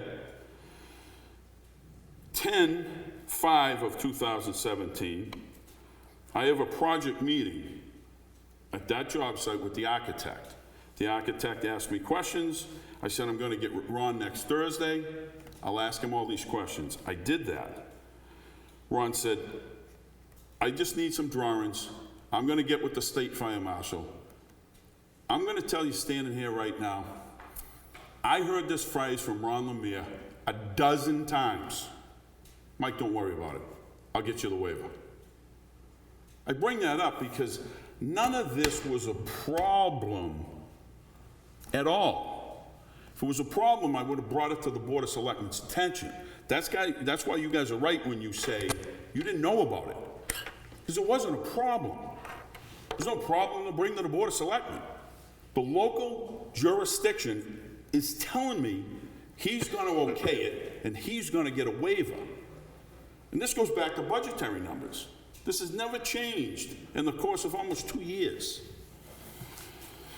So we go on, we're still doing this. Ron Lemire tells me again on 10/12 of 2017, when I was going for the building permit now, because now we have signed, engineered, stamped drawings, not sprinkler work, building and site work. I give them to Ron. At that meeting, Ron tells me, gives me the building permit, and tells me again, we're gonna get the waiver, you're gonna be all set. And that night, we had extensive conversations about the thickness of the floor, the 3-hour firewall rating. Ron ran the calculations in his office. This was the real deal. He wasn't winging this. I move along, we get the building permit, we start building the building. On 11 of 2017, actually 11/10 of 2017, I get my first plumbing inspection. That's the underground slabs in the administrative building. Now, I remember it vividly, and this is important. In that inspection from the building department, I didn't want the floor clean-out drain in the hallway. I put it in the chief's office. They made me move it. Nope, gotta have it in there. You know that. We talked about it. It's still in a spot when I go in that station. Every time I open the door, I hate where it is. Couldn't do anything. They were adamant I had to move that thing. I bring that up because they were paying attention. And anything else is nonsense. So the first floor pour is done on 11/2017. I get sprinkler drawings now on 12/2017. I hand the sprinkler drawings to the gentleman sitting behind me in the corner. He looked at me and said, I'm going to give these to Ron. Right? So those drawings went to Ron Lemire. That was 12/2017. Those are the drawings that state not NFPA approved, because it was always known it wasn't going to be not NFPA approved. It was going to get a waiver. The drawings go, we start installing the fire system. All the piping in the building, everything goes on. That was January of 2018. My fire sprinkler guys worked in there for an entire month. I had my rough sign-off of plumbing on 2/8 of 2018. Sprinkler piping was all done. I got signed off. If that was a concern to the building department, do you think they should have brought it up then? Let's move on. Just a question. So 3 of 2018, fire system complete. March of 2018, the fire system is complete.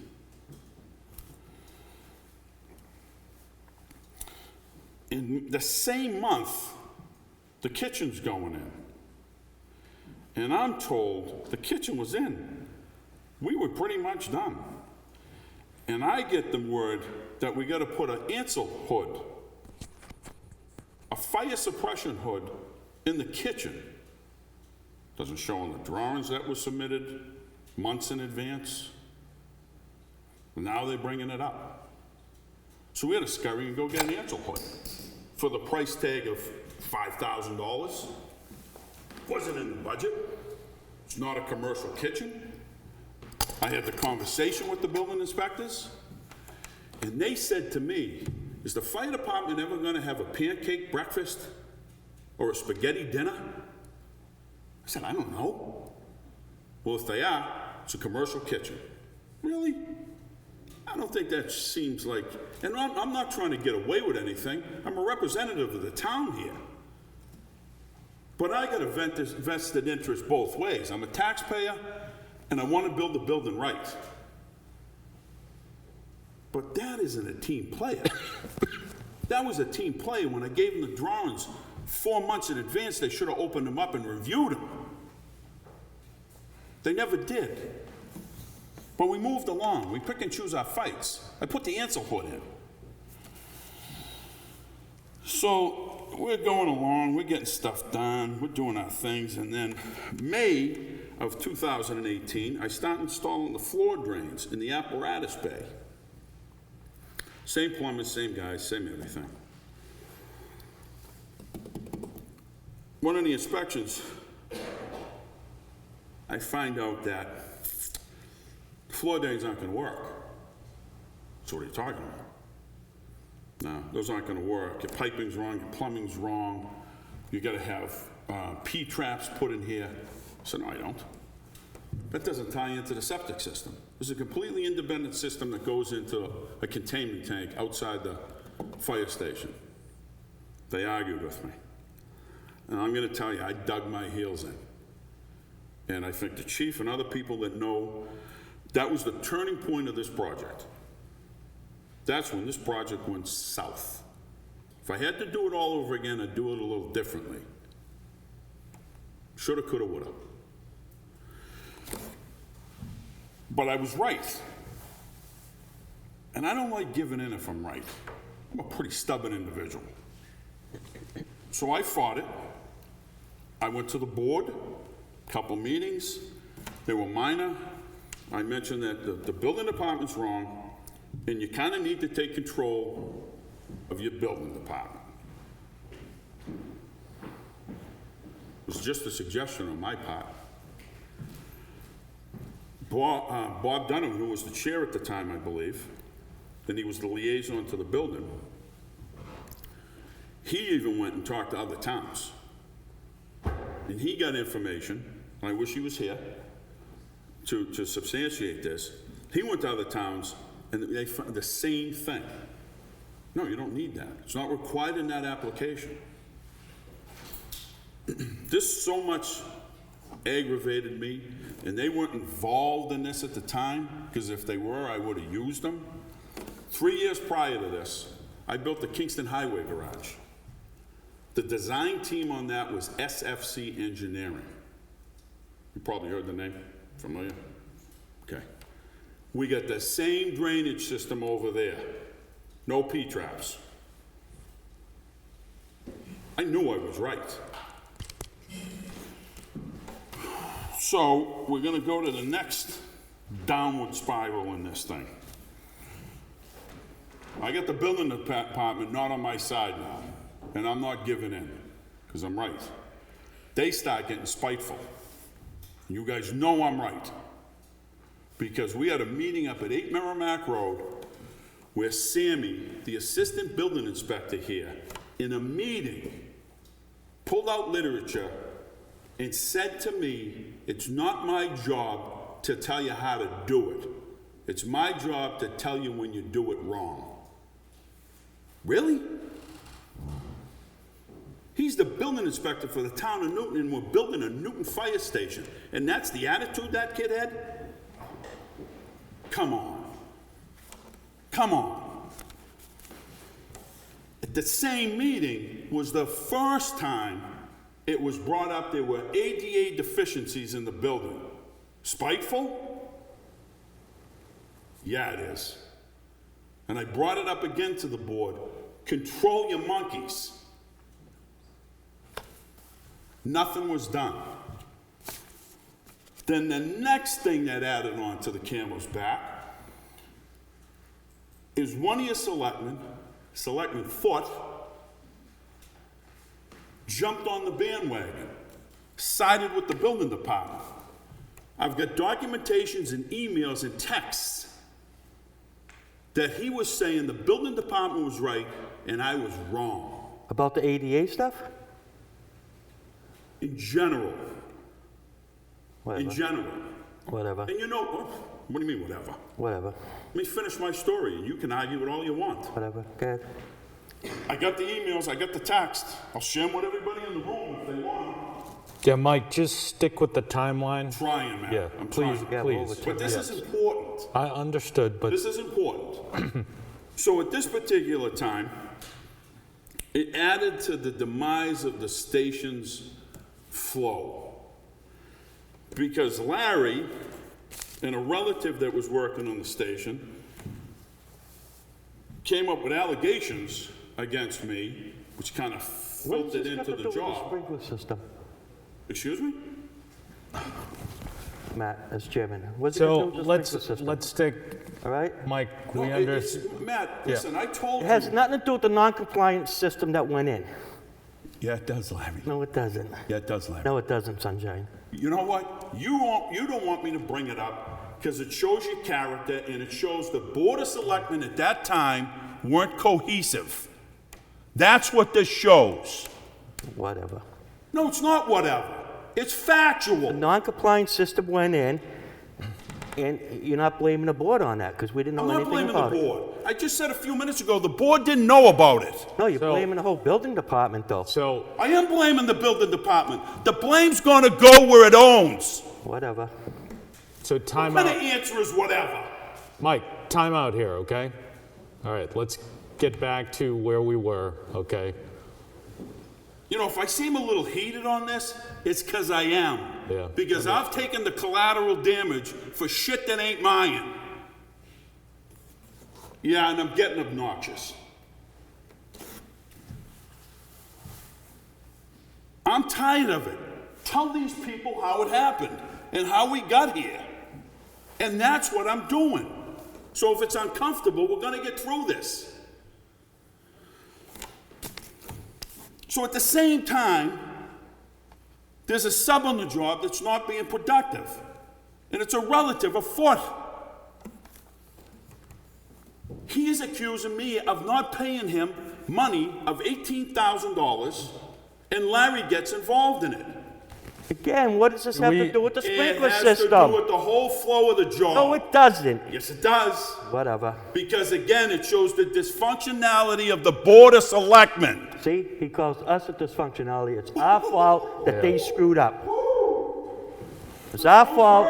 It's our fault. You put in a non-compliant system. You or the fire chief or the building department. It's our fault. I'm not blaming you for the fire system. Whatever. Not You're blaming going you for off the fire course. system. I'm on this side. Let's go forward. Yeah, take them out. I want to wrap this up. Yeah, thank you. This is absolutely ridiculous, the yelling. I agree. All right, Everyone needs to take a breath. all right, so let's, he's gonna take a walk. Yeah, he Is needs there to take a long anything- walk because he's always freaking right? He's wrong. All right, Ryan or Laura or anybody who has a question, come on up.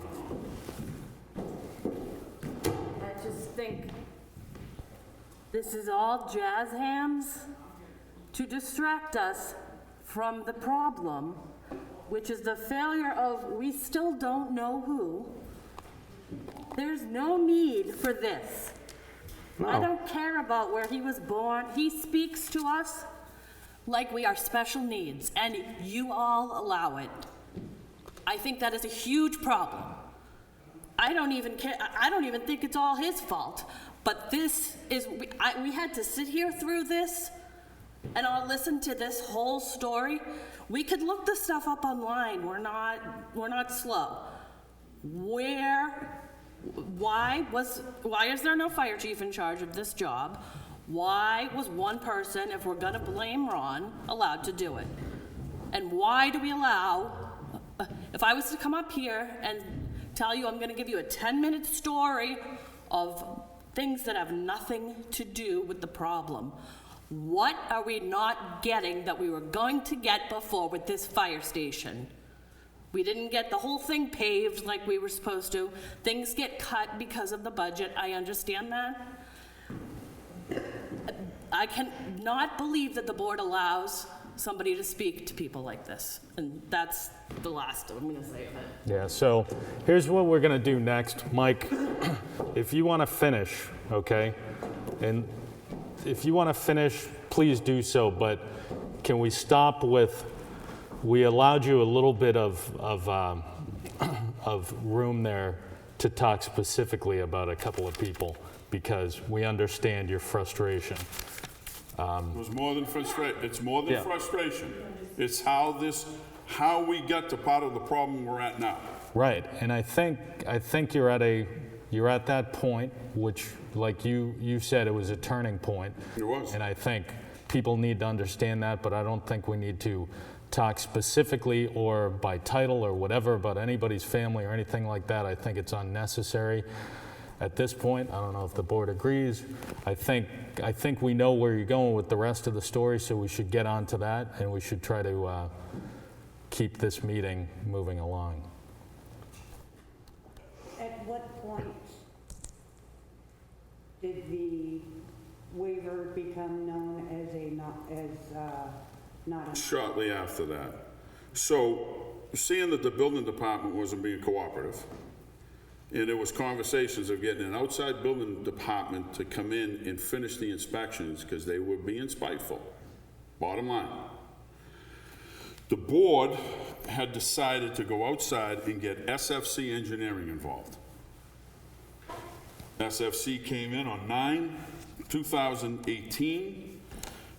Their representative, Jeff Murphy, contacted me. He wanted to do a building review. He did it. He came back with a report to the Board of Selectmen on 10/2018. And in that report, initial report, he found deficiencies in that building that had to be addressed. Some of them were the same as Ron Lemire's. The big one that was not on Ron Lemire's list and was on Jeff's was the sprinkler system. Ron had never showed on any of his reports that the sprinkler system was deficient, ever, right up to this point.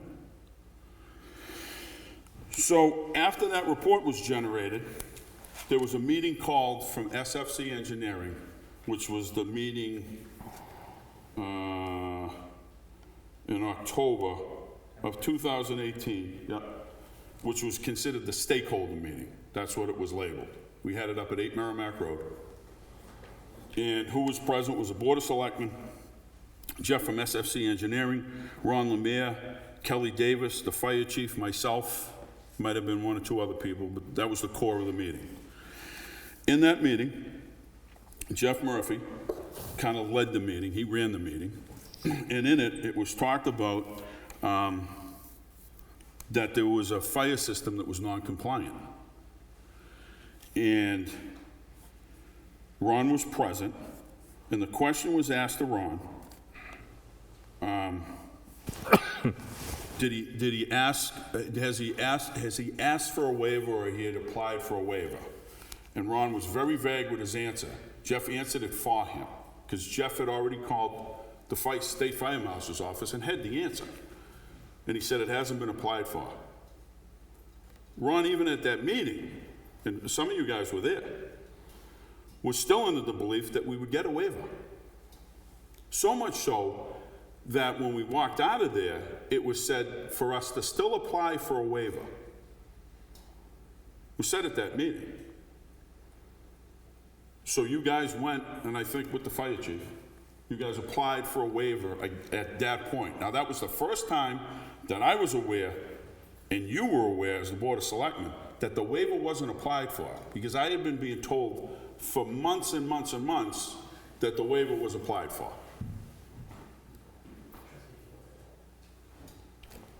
I mean, those are the facts.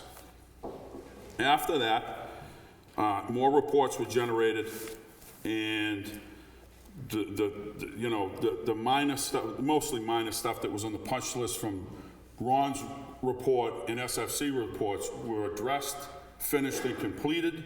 A temporary occupancy was issued. The big item that was on that report was still completion of the fire system, the sprinkler system, because it was compliant. Can I ask you if the exhaust system was ever on that list? Ventilation system, exhaust system? I'd have to revisit the list. I mean, the list is here someplace. I don't believe it. Don't know. I don't believe it was. At this point, where you are on the timeline, I don't think it's been. It's not on that one. You never, Ron never inspected the. So, in talking to the building inspector, to answer your question, Selectman Gonya. Mac, you haven't put his mask on. The current building inspector and Walking Jeff around. Murphy, none of them inspected the current fan that the board has said meets NFPA. You guys never brought a mechanical engineer to do the calculations if that fan meets NFPA standards, as stated by the board. That's wasn't my question.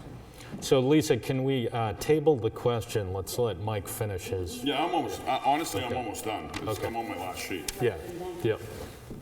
So, FSC did the report in October 2018. It was the 23rd. We moved out of the old station and into the new station on 11 of 2018. There was a public meeting here that the Board of Selectmen had with the residents on 12/3 of 2018. In that meeting was the conversation of the ventilation system.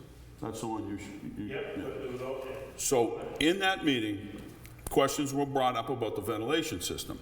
Ron Lemire answered those questions. Here's where I think overall confusion lied. Ron stood almost where I'm standing, questions were answered, and Ron answered the question based upon the building code. That ventilation system meets building code criteria. It does not meet NFPA criteria.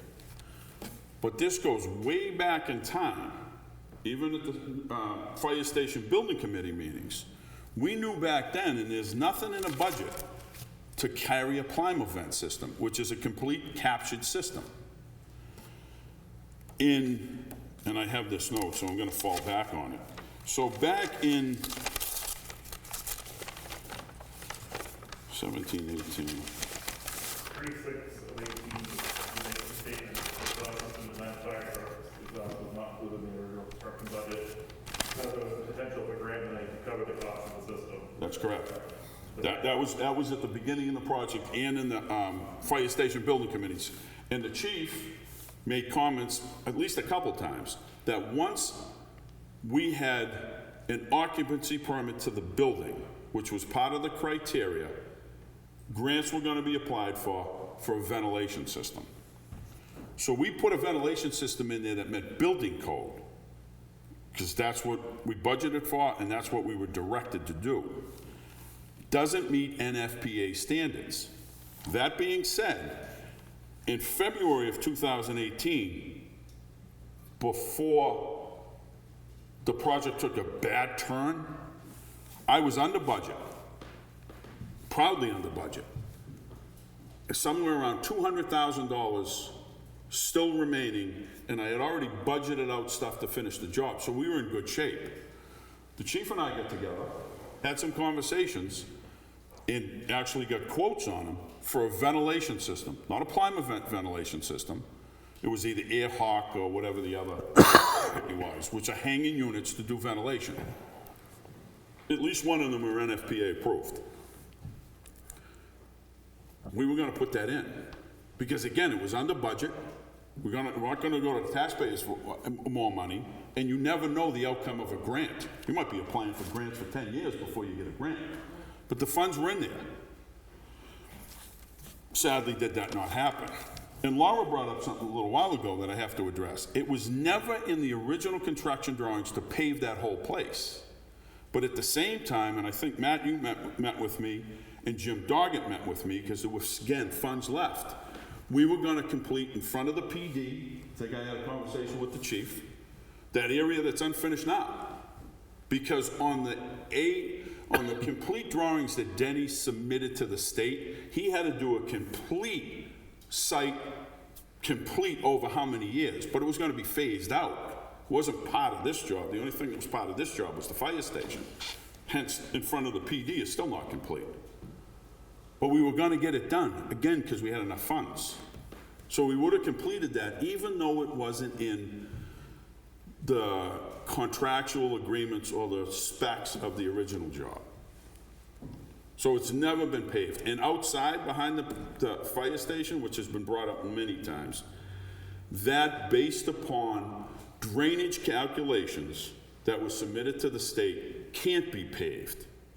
It has to be a non-porous surface for drainage. You can't ever pave out there. So it's not like we try to cut it out. It was part of a complete design stage. And not mine. It was a civil engineer did it and submitted to the state.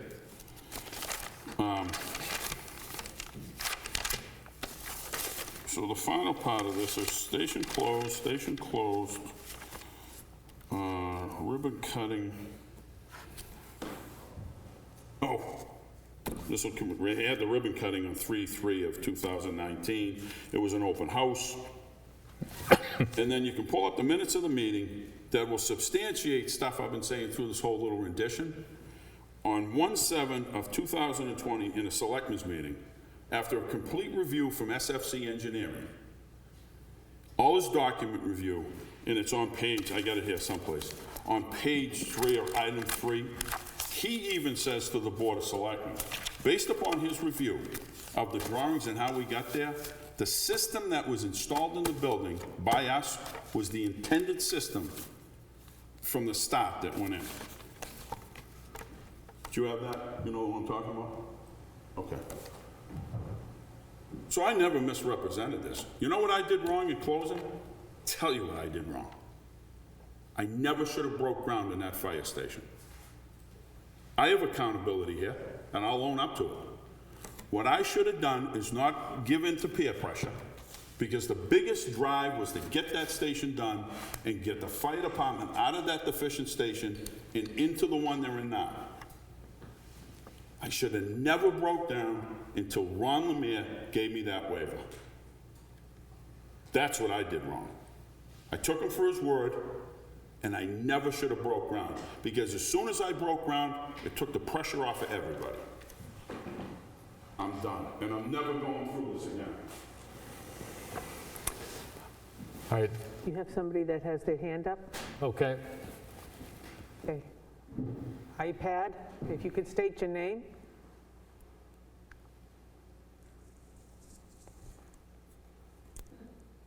Might be on mute.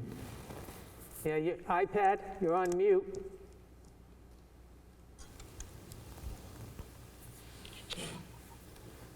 Hello?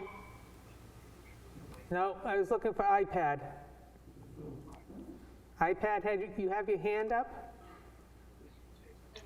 I thought I did, but I guess I don't. Well, iPad might be a typo. All right, I'll lower his hand. Break. Good. Okay. So, is there somebody else with a question on there? Because otherwise, you know, Mr. Higgins was the one who called this a joke. I have a question. Go ahead, Chief. Retired Fire Chief Bill Ingalls. There was a lot lot of talk about Ron Lemire being part of the State Fire Marshal's office. Why did he not know about NFPA 1, 13.3.2.3 in regards to the sprinkler system? It says new buildings, housing, fire, emergency fire, rescue, ambulance service shall be protected throughout by approved automatic sprinkler system. I'm sorry, but there is no one in this room that can speak to what someone knew or did not know. We just can't speak to that. You have assumed authority having jurisdiction. You can speak to it. You asked, why didn't someone know something? We cannot answer that question. Only they can. Who is authority having jurisdiction? So I think you know the answer to the question, Chief. The authority having jurisdiction was the Board of Selectmen. However, the Board of Selectmen seeks out expertise in areas that we don't know. So I beg to differ with you. New Hampshire Fire Code, State Fire Code, NFA, SFA, C 6000 states the fire chief, the state fire marshal, or his designated officer, being the fire chief, has jurisdiction. Right, and basically that's what we ended up through this process, getting the letter from, finally getting the letter from the fire marshal telling us what we had did not meet NFPA. It's taken almost 2 years to get that. That's ridiculous. Well, like I said earlier, we started out on a path that was the wrong path, and it took us a while to get on the right path. Nobody's happy about it, but we wanted to get we needed to get on the right path so we could finish and move forward.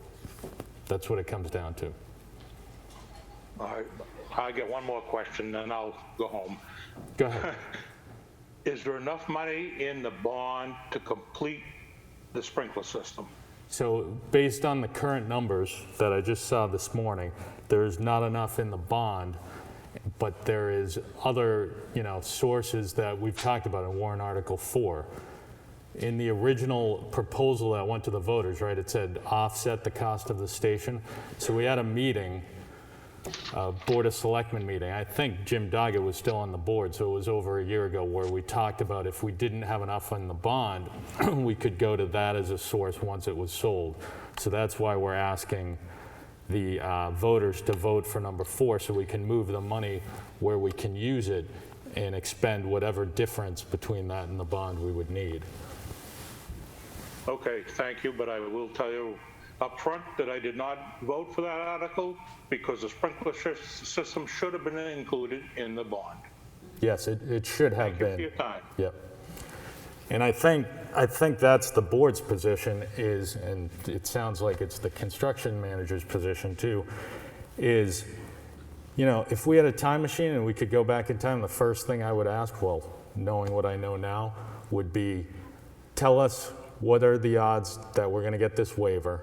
And if I heard that, if I had the information then that I had tonight, I would say, we're likely not getting this waiver. We need to increase that line item, and best case scenario is we get a waiver and we come in under budget. But we need to move forward like we're not going to get the waiver. That's the position I would have been in.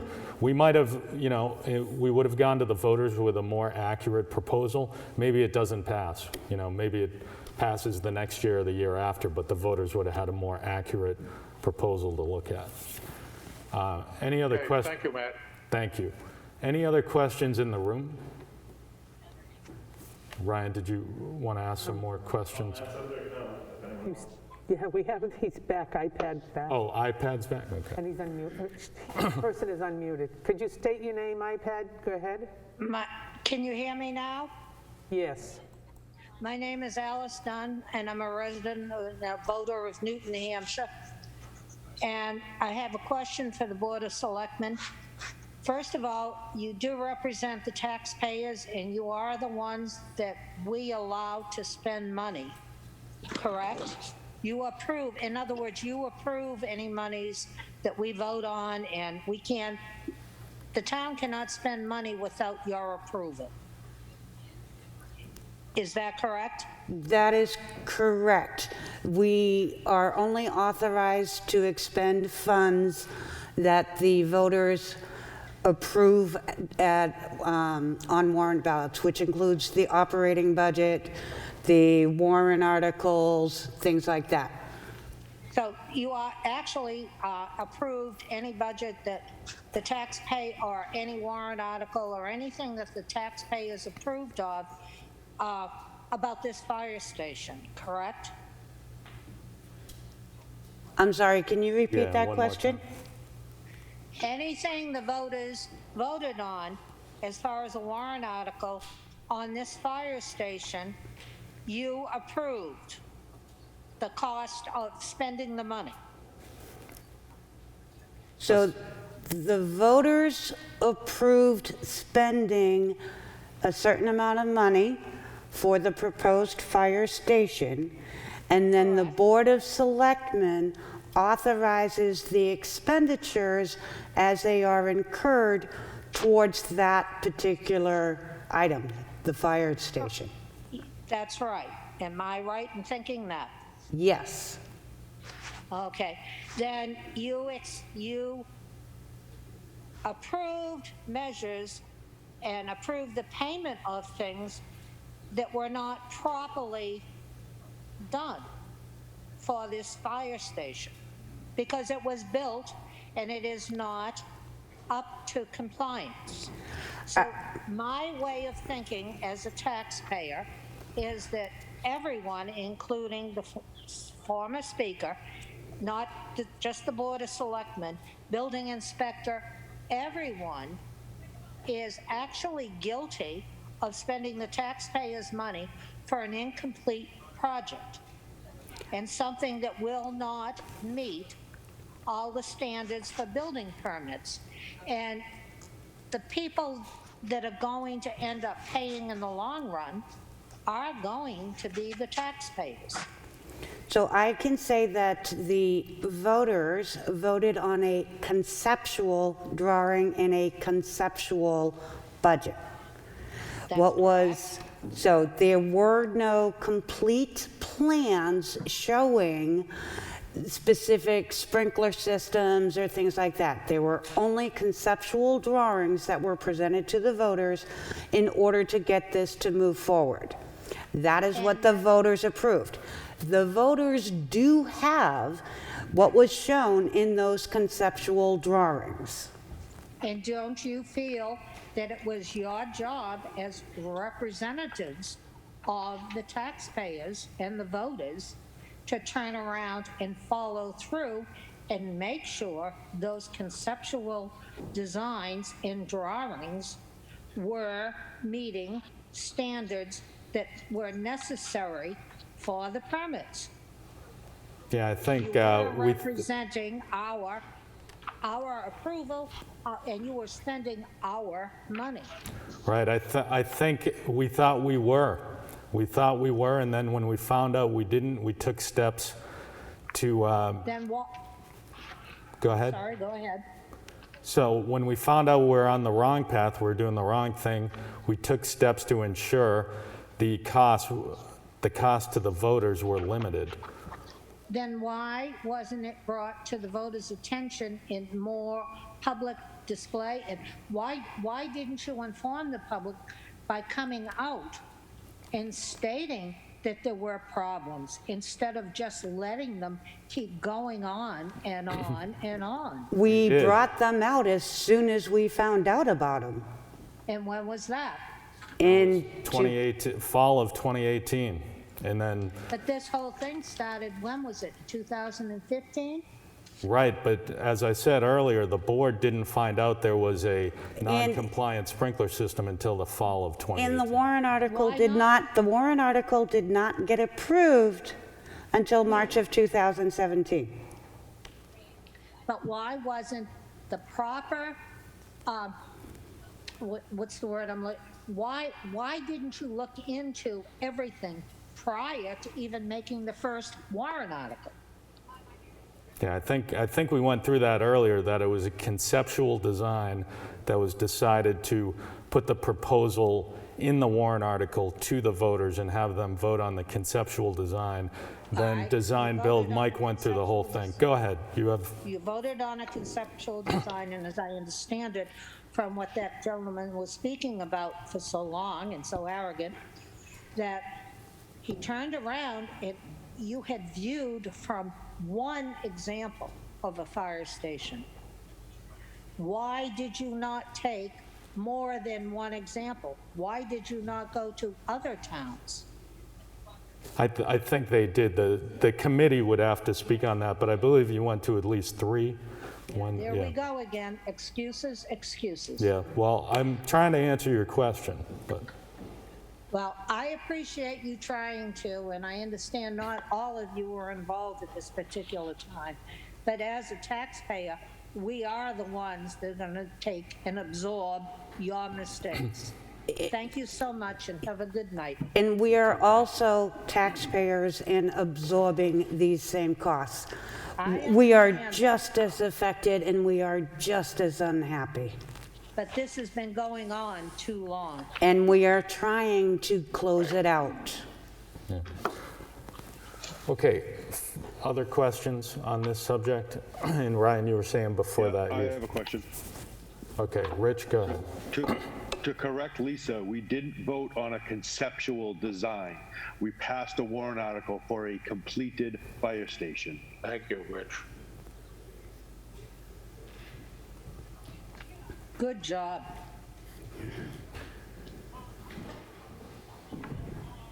Anyone else?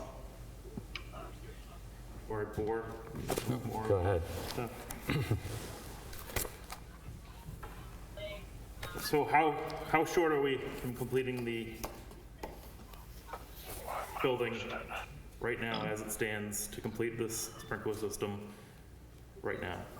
How short money, how much money out of the $300,000 that you're taking from the unassigned fund and transferring it to the building capital reserve fund is going to be utilized to complete the building?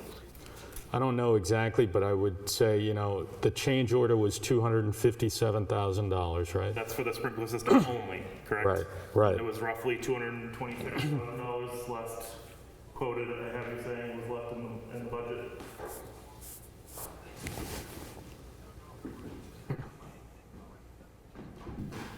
Do you guys want me to answer? Yeah. Yes, please. Step out of place. I don't know if you guys did the math and ran the numbers. I haven't run the specific numbers lately. Okay. I have. No, you're good. You're good. Okay, as of, I think 2 days ago. Yeah, as of 3 days ago, remaining funds in the bond is $57,851. That's what's left. Based upon what's been completed in the sprinkler system and what's remaining, you're going to be deficient by $133,000. Oh, you shit. Right. Deficient out of the bond. Out of the bond. Out of the bond. That's just to complete. So just the sprinkler system. Yeah. I haven't looked at the ventilation system. I know there's conversations about it, but I'm off. That's what I wanted to touch upon next. Okay. Does that answer? Yeah, it does. So 130,000, we'll say. Plus I'm gonna, chief, initial figures probably in another $100,000 range to get a complete capture source system. No, probably around 50 or 60 for a complete Plimo vent direct, not a aerator, we'll say. I actually, in 30 seconds, Ryan, I don't want to miss. So I just want to go for easy numbers. We'll say $200,000 of that $300,000 needs to be reallocated and put into the building. That's for a round number. Okay, so on top of another $200,000 on top of the money that's already been rearranged, we'll say, and transferred in or put towards the building, correct? Do we have solid numbers on those? Yeah, well, Not so much for construction-wise, but for equipment purchases. I've seen the TVs, everything like that. I've seen in previous meetings of piecemealing stuff. Yeah, so we didn't rearrange and put anything in the bond, I think is what you just said. No, I'm saying rearranging other budgets to put towards the building that were not included in the $1.6 million bond. Yeah, well, I think what we did, that stuff you're describing, is the chief had money left in his budget that we approved to outfit the station with a couple of items through the last couple of years. And I did think that- is what you're talking about. Did those additional budget funds not cut into vehicle repairs that I saw after those funds were spent, because there was now no longer a line for vehicle repairs? Right, well, I think we had a surplus in those budgets, if I'm remembering correctly. Well, I'm gonna have to find the quote, and I apologize for not having it ready, but the chief came up at one point and made a statement stating that a concern of utilizing his budget to outfit the building. And I just want to go back on the ventilation, vehicle exhaust system removal. Correct me if I'm wrong, there was never a grant applied for that. Correct. Because there was a stipulation of having a building in place to apply for said grant, correct? Because We went for the SCBA's. well, that's what I'm saying. It's stated in here for almost $300,000 to replace SCBA's, but it's attached to notes leading the public to believe that $300,000 was to offset costs for a vehicle exhaust removal system, when in fact it wasn't. You're talking about the Warren article? I'm talking about in a public meeting discussion of funding for the exhaust removal system. The perception of the public was perceived as a $300,000 grant was going towards, or a portion of $300,000 was going towards the vehicle exhaust removal system, when in fact it was not, for SCBA's and SCBA's only. Yeah, that doesn't sound right to me. I don't remember the SCBA conversation and the vehicle exhaust in the same If you stand by. I could have a bad memory, I don't know. What's that?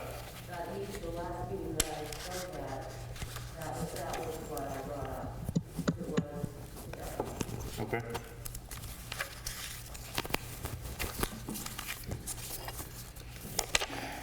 All right, I have it right here. So, the beginning of this, it's stated, and it's not quoted, so I can't tell you who. I'm assuming it was Mike. States that the exhaust system to vent the fire trucks was not included in the original construction budget because there was potential for grant money to cover the cost of the system. Before applying for the grant, there must be a station. Then he goes on to state that the system should be installed prior to finishing the building. Well, we all know that didn't happen. Further down, it says that Chief Alcadino is quoted saying that he has spoken to the company that manufactures the exhaust system and was informed that the grant is usually granted if the system is installed. The fire department has submitted a grant for $298,000 for the complete, and it says SBA. I'm assuming that's just a typo on clerical end, but that to me, I don't know about the board and the public, alludes us to believing that $300,000 is applied for a vehicle exhaust removal system.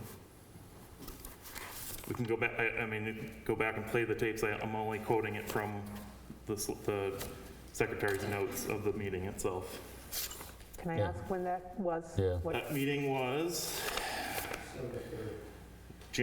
March 6th, 2018. Okay, 2018? Yep. So if you remember, they just told you that they didn't know about it till October 2018, Didn't know about what? about the sprinkler system. I'm not referring to the sprinkler I system. know, you're I'm referring to referring, exhaust. but everything has, you know, if you think about it, right? When we found out about the sprinkler, we put everything else on hold so that we could get the sprinkler system fixed properly, or compliant is the word. Yep. So I think that's why that probably got backburnered for now. My point here is that $300,000 was alluded to the public to be applied for when in fact it was not. That's the issue I have here. And now we're already $120,000 over budget just to get completion for the sprinkler system. And we're gonna need another $50,000 to $60,000 for a vehicle exhaust removal system. Yeah, so I mean, that was brought up in the meeting. I don't remember that meeting. I do know that, I will say this, when we found out about the issue with the sprinkler system, at that point we had done the, you know, independent review to see what did not meet code in the building. Yep. And we were told it was the sprinkler system was the only thing at that point that did not meet code. And that was in October of 2018. Because the removals, the exhaust, I'm going to say Plimo vent for ease of use, was still slated to be put into the building before completion, correct? The exhaust removal system was still at that time, beginning of the sprinkler conflict, still slated to be put into the building for completion. Because it was going to be funds remaining in the bond. Correct. Yeah. So it's just my one person thoughts here. I don't think that we should be allocating funds. I know the building has to be complete. I know no one did any of this maliciously, my belief at least. But as I stated earlier, at some point, the mistakes that were made, people need to take responsibility for them, so this doesn't happen again. And if the fire chief recuses himself from a project and the board assumes authority having jurisdiction over the project, that a third-party vendor should be quoted into the project fund to make sure that this doesn't happen again. Well, the whole board never took authority having jurisdiction. I understand. The chair or whoever. I know we liaison don't have that jurisdiction. What's that? We don't have that jurisdiction. So who was it? It has to be someone on the fire side. Well, that's what I'm stating, but the illusion by the board at the time was that they had the authority. Correct. Somebody did mention that, correct. Okay. That's what I'm getting at here, and that's how we ended up where we are, because nobody had oversight over the project. One person doesn't represent the whole board.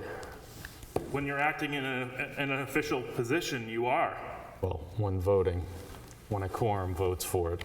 But basically, you know, the authority having jurisdiction, we have the authority to put the right people in place. But you didn't. That's the problem. We thought we had the right I'm not person saying in place. you, whoever was claiming Well, to have. understood, yeah. We thought we had the right people in place or the right knowledge in place, I would even say. And once that was determined not to be the case, we took steps to correct it. And we were never informed that we would need someone with fire code knowledge or inspection. You shouldn't have taken over authority having jurisdiction. No, responsibilities if you didn't know the job that it entailed. Any board of selectmen, okay, cannot know everything. They rely on the people that they hire or that are elected to inform them, and then they make their decisions based on the information that they are given. Understood. Okay, and that is... Put those safeguards in place. And this is what we did. The board, the 5-member board, based their decisions, and this is one of the reasons why the board went with a construction manager way of management of that project because the board knew they did not have the knowledge or skill set to properly manage it the other way. I'm not talking about the construction manager. I'm not I know that. any subcontractors. I'm not talking about any contractors on the job itself. I'm talking about And the people. authority of who Let me controls- finish, please. I was talking. Please. I will finish. Thank you. I did not finish my statement, please. Just let her finish the sentence and then, absolutely. Now, as I was saying, the board, there were several people who would have known that we would have needed somebody to step in for the fire chief if the fire chief was not going to be doing fire inspections of that building. The board was not informed. So, If I may, Mr. Chair, let me clarify to the board. yeah, but hold on just a second, Chief, because Mr. Higgins wanted to say something. Are you yielding to the chief right now, or do you want to finish? It's relative. Quick. Okay. When I was hired, the board put me on this building committee. In 2015, I told the 5 of you that I do not inspect or approve my own house. I've been saying that since 2015. That is a slap in my face for you to sit there now this long and say you never knew that. Well, you know that today, so who does the board have as the authority having jurisdiction on the renovations then? Because I'm not doing it, and you're not going to throw me under the bus. I am not throwing you under the bus. just did. I You did just not. said that you didn't know I was recusing No, I did not say that. I said no one informed the board. It's not about being informed. It's about putting safeguards in place so these things don't happen. You have a fire chief that controls this town that recuses him from a major project, and you don't put the safeguards in place to make sure that the project is complete. The construction manager isn't responsible for those items. The code enforcement, fire code enforcement, not building code, is responsible for those items. Are they not? So in this case, we had the construction manager who came to us and said, I'm running these plans by the building department. The building department, not, Exactly. not, okay, sorry, go ahead. Yeah. He's saying he doesn't have jurisdiction, the building department. That's what he's trying to get, right? Well, I know what he's saying, but we needed to have that identified, that the fire marshal needed to have a representative or something like that. And that was, I guess what we've illustrated here is it was unclear. I think I was aware, as most board members were, that, as the chief said, you don't inspect your own house.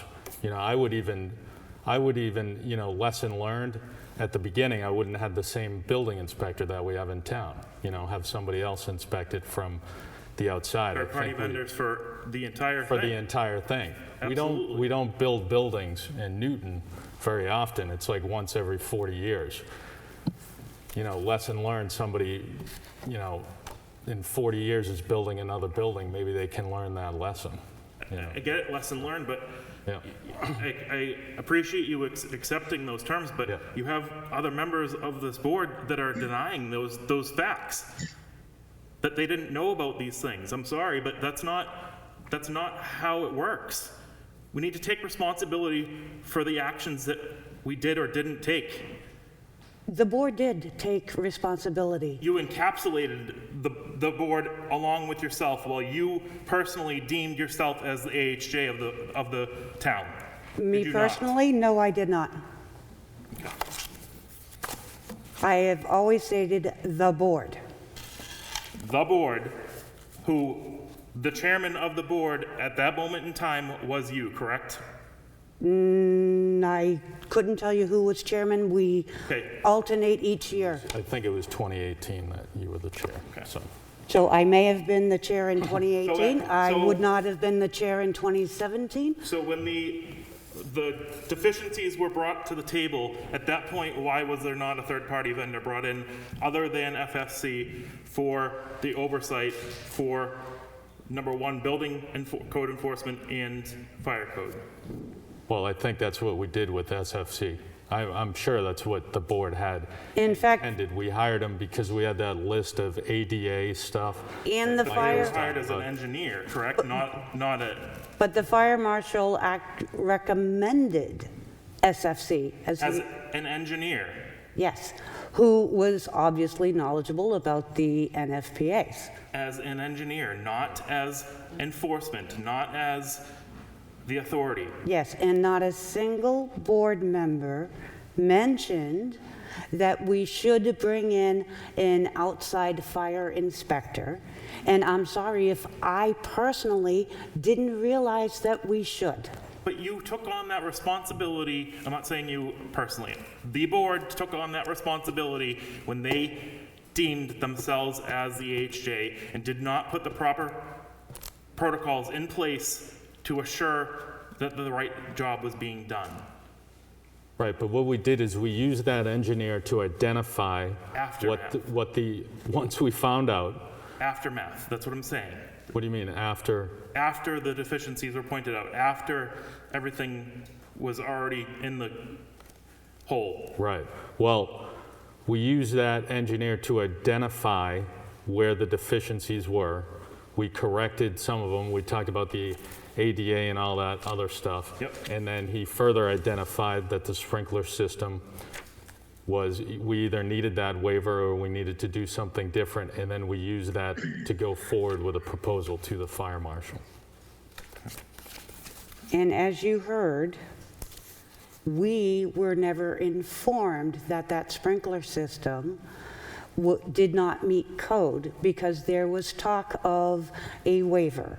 That talk was not held with the board. It's all hearsay. There's no documentation on any of that, so that doesn't stand any ground with me. I'm sorry. I get it happened. I get Yes, it but did, my point there's is, no documentation if that it states was said in front of the board, there would be documentation because it would be in the board minutes. Moving along, anyone else have anything for the sprinkler portion of this? And If you don't mind. I know I'm gonna pay for this, I'm sure, in the morning. Can I ask the board a simple question then? Who does the board have reviewing the plans on behalf of the authority having jurisdiction right there? Who you guys having reviewing the current plans for those renovations? No one. What renovations? You're talking about the sprinkler still, right? Right, the new sprinkler system that's going into that building. Yep. The board is the authority having jurisdiction. Right. Who do you guys have reviewing We those talked plans? about it in a meeting, Chief. We'd get somebody from out of town and you would not be the one. No, that was to sign off on the building, not to review the plans. Right, we had, SFC is going to, the plan is, in the last meeting we talked about it, SFC is going to review that before they go to the fire marshal. We'd bring them back in for that. I can't see Mike right now, so I don't know what he's, yeah. No, those plans have already gone to the state fire marshal's office. Right, That was always the intent, at least what I understood. right. So who reviewed it? State fire marshal. Who from the town? Oh, So we don't I don't have believe to anybody. say, so No, you're I gonna don't go believe back anybody. in here in another 27 months. I don't believe anybody from the town is reviewing it. But at the end of the day, we need the fire marshal to review them and sign off. I gotta clarify that. Yeah. There's some misconceptions on that. Yeah. The only thing the fire marshal, state fire marshal is mandated to, by jurisdiction, the waiver had to go to the state fire marshals. That's done, that died on the vine. Right. Plans now for a sprinkler system, unless it's a state-owned building, a school, or a health care facility, do not need to go to the state fire marshals for review or approval. That can be done under local jurisdiction. Right, and Great, but I'm just saying, that's. So who's the local jurisdiction? They still haven't appointed one. That's my point here. After 2018, when all these deficiencies were made, only an engineer was hired. Right, and I think what the board intention is, and now we are talking about all 5 of us, so people can weigh in here, is our intention was to get the fire marshal's approval on this new system. But And there that still would is be- no town liaison for this. Town liaison for, There's no local authority other than the board still in place after 3 years of the deficiencies being noted. That's my issue. Right. Like I said, I think the board's be a intention is that the fire marshal, in lieu of the chief, is the one. Like I said, board can jump in. That's my understanding. I would like Mr. Foote back here. I think he's just hitting the bathroom. I don't think he walked out or anything.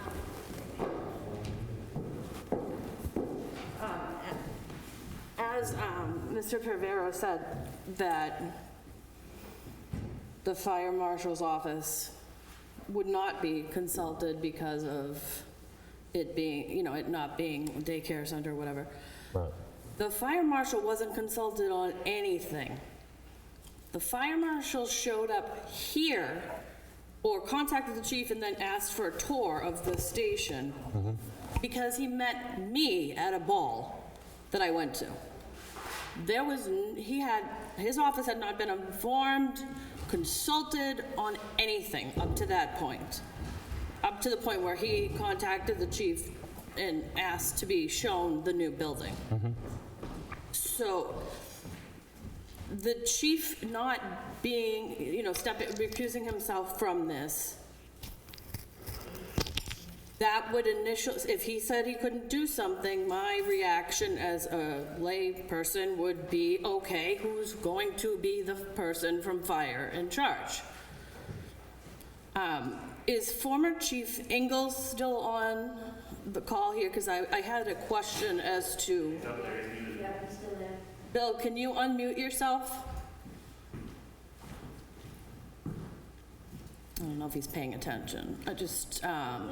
I'm just curious, had he been the fire chief at this time, and again, this is not personal, would he have recused himself? Would he be in charge? And if the chief recused himself, what are we paying a fire chief for? I mean, his salary is one of the highest paid people in town.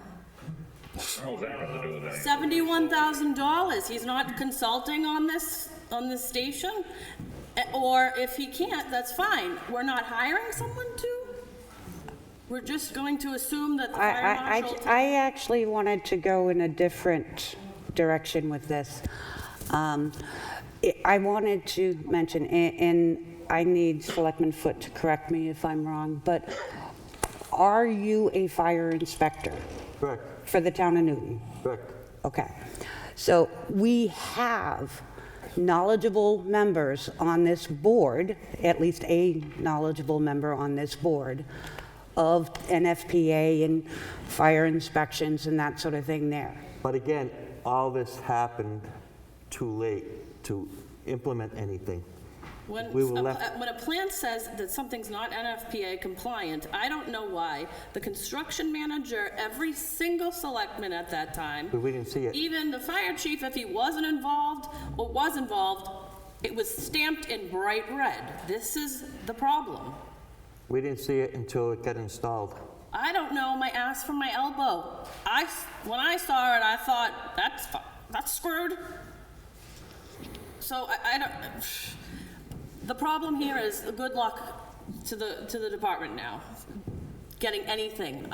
This town is notorious for voting no for anything that costs another dime. Good luck. Chief. Just quick. I'm glad people look at my salary. I'm very happy at that. I also was working a lot more hours last year during COVID while people were home. That's besides the point. I'm not here to defend my salary. Since I've been here, this is the second building since I took office that I've recused myself. Welcome to my world, the reason why I do not inspect my house. Hello. Your answer, well, Ms. Hillard's answer why I recused myself, this is the second time, 27 months. This is why.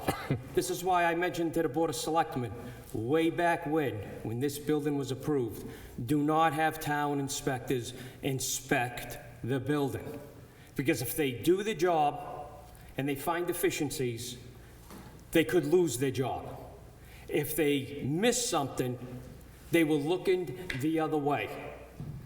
Okay? I do my job, and it is what it is. Okay? But this is the reason why I recuse myself of inspecting my own house. Right here. And if anybody wants to stand in these shoes, because maybe Chief Ingalls would have taken it, maybe he wouldn't have. Okay?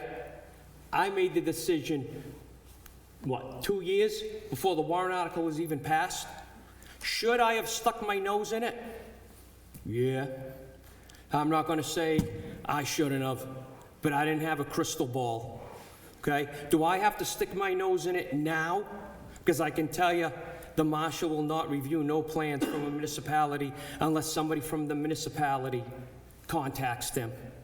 And the last time we had to talk about a waiver, it had to be the property owner, which is the 5EU, that had to contact them for a waiver. If you guys remember that conversation. I have no problem stepping into the rink. You guys are paying it. Well, you had Jeff Murphy as your liaison in between. Okay? Well, I don't know if he's still there. I'm assuming he's not. Yeah, not right now. Okay? But, again, for the record, to clear Ms. Hillard's question about recusing myself, here you go. This is the reason. Well, I can tell you this. Been doing it a long time. My previous job, I recused myself from town buildings also. I did not do the high school, everything else. 5 people in the corner office made the right contacts and had the right people do it so it would run smooth, okay? I just came to this town. Again, I did not have a crystal ball. If I would have known, just like Mike, would have known that we'd be here 27 months later for the same conversation, sprinkler system, exhaust system, I would have played the lottery. Okay?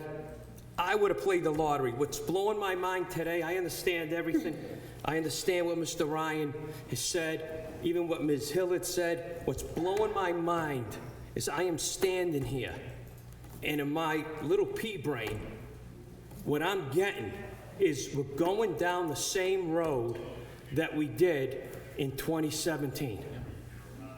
Got a set of plans that are somewhere, at least the other set of plans that were not approved. They were handed. It was like, hey, this is a hot tamale. I'm not touching this with a 10-foot pole, especially when it says does not meet NFPA.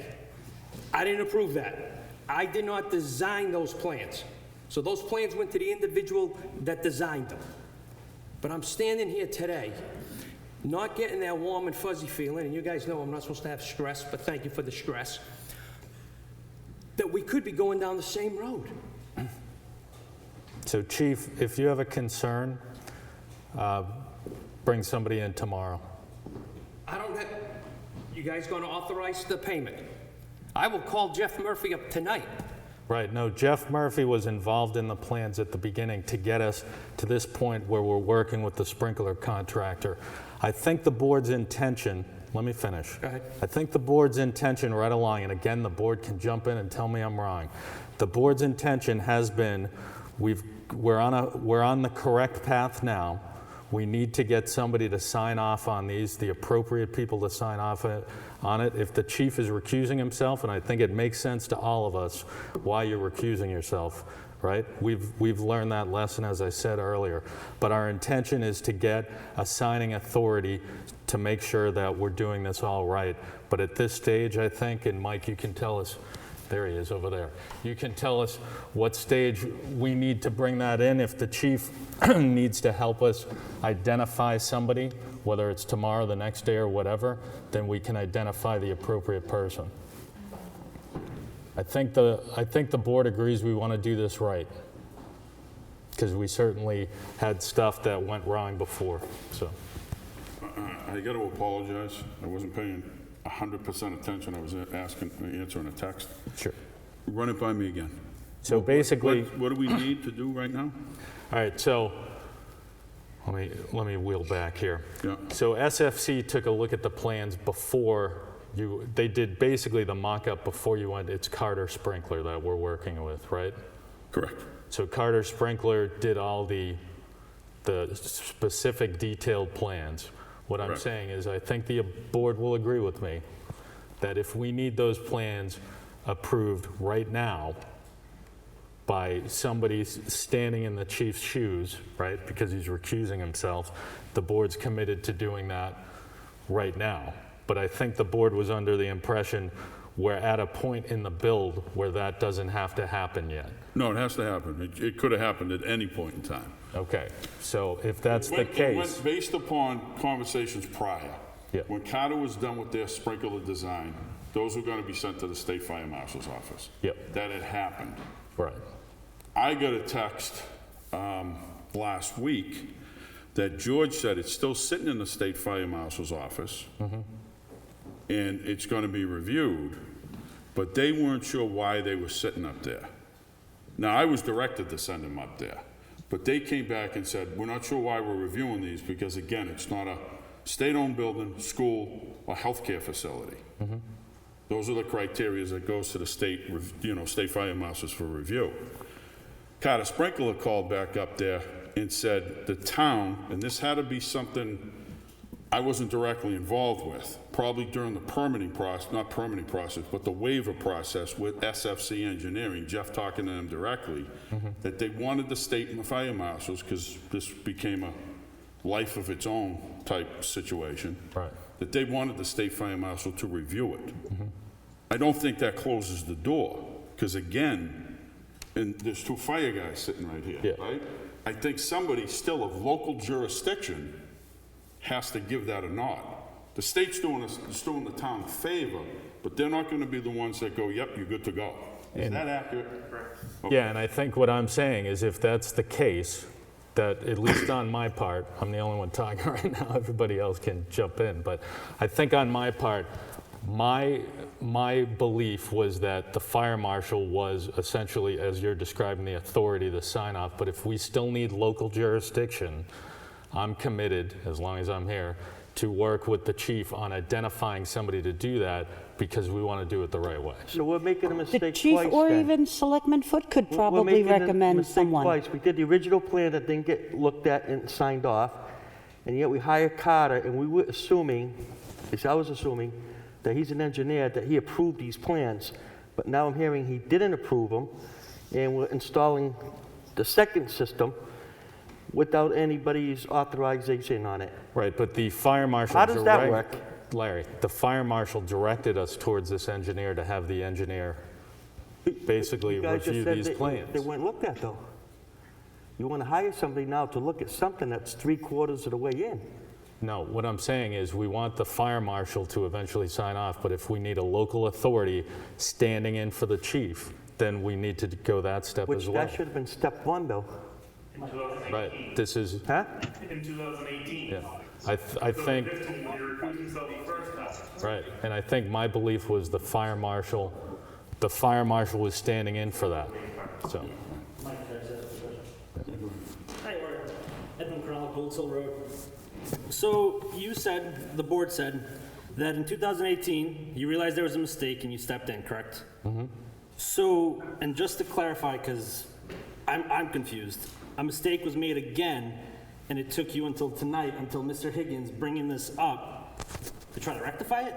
I mean, are you guys not realizing that you're not working? I'm sorry, we have a member of the fire department here who is a fire inspector. I understand, ma'am. First of all, if the fire chief excuses himself from doing his own building, you think I'm gonna do it? No, I do not. Oh, please. I do not. But what I'm saying is, no one on the board or the construction manager or the fire chief, no one said to the board, you need to bring in somebody to do a fire inspection. The chief did say he does not inspect his own house. Absolutely. Nobody said you need to bring somebody in. Not the chief, not the construction manager, not me, not Matt, not Larry, no one. Because you assumed those responsibilities. Nobody should assume or have to say anything. You take those powers, you foot the bill for the mistakes. And why did it take until tonight for Mr. Higgins to bring this up, for us to be here for almost 2 hours? Mr. Higgins, you're a firefighter, right? I am. Okay, so is Mr. Foote. And that's a conflict of interest, and he would not do that. He's a Or, fire or inspector. he's a fire inspector, I should say. There's a big So difference. my point is I am not a firefighter. I am not a fire inspector.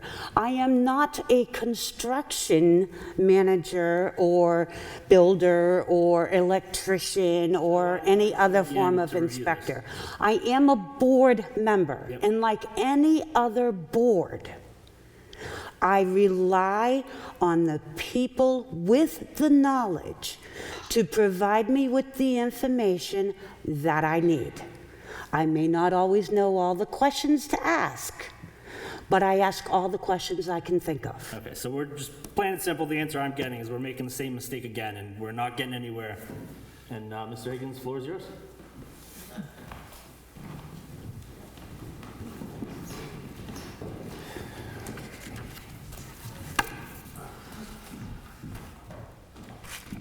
I just want it on record now, whether it's a recommendation on the chief or a recommendation on the current board at the next major project, that no town official should be a part of any, and it's nothing against Mike, it's nothing against the chief, Larry. There should not be any town official on any part of any construction project in the future. This is why we hired a construction manager to oversee With the road project. agent. The construction manager is the owner of Eastern Seaboard Correct. Construction. And who is in charge of the construction manager? I guess if I could answer your question, I'm speaking as one board member. Yep. I think the lesson I've learned is you're probably right, that we need to have kind of neutral parties. Thank you. That's all I'm Looking asking at this. for. Instead of just arguing And to the argue. board was unanimously in favor Of what? of all of this. The board was unanimous when it came to the decisions that were made about the fire station. The lack of decisions, you mean, not the decisions for it. No, the decisions we made based on the information that we had. Then you didn't ask about either. You just assumed that everybody was telling you the right information. Absolutely. Thank you. Moving on, is there going to be funded money for the vehicle exhaust removal system? Because what's in there now is not NFPA compliant. I can guarantee you of that. I can guarantee you I don't even know what to call them, Ziploc bags for the gear racks, which I haven't even seen in person, are not compliant. Quite frankly, as one member of the board, I think it is time for us to bring in a fire inspector that is a third party, has no ties to this town whatsoever. I agree. To review that I station. agree, and I believe in future correspondence for anything, at any given point when the fire chief, whether it be him or the preceding one, that there's measures in place that automatically happens. So when a new person comes in at the beginning of a project like this, who's not familiar with the town, not familiar with the state and regulations, that we're not into this position again. I agree. I definitely do not want to see this town in this position again. Just doesn't go on. You put us in it. Can I ask the board a quick question then? Since everybody's in agreement with Mr. Higgins here, why don't you just bring back Jeff Murphy, the board voted to hire him as your third party when there was the conflict between the construction manager and the building department, and the station stood stagnant for 2 to 3 months. That's who the 5 of you hired as your third-party consultant to come in and do this project. So why can't you just bring him in and let him finish the project? well, I think You still need a local fire chief or a fire inspector to top of that, because he's only an engineer, he has no regulations in the state. Correct. The agreement not that the agreement forgive me, the discussion that was way back when was he was the liaison representing the Board of Selectmen on this project for the ADA, for the sprinkler system, soup to nuts to finish it. Once he was set, that's when I was going to come in and do the final. I see that's noted on it. Yeah, and I think Chief, and understood, and I think, you know, speaking as one member of the board, my understanding was SFC Engineering was going to come back in at a later stage, but that he's just hasn't been, we haven't used him lately. But to Mr. Higgins' point, we have to have a local authority.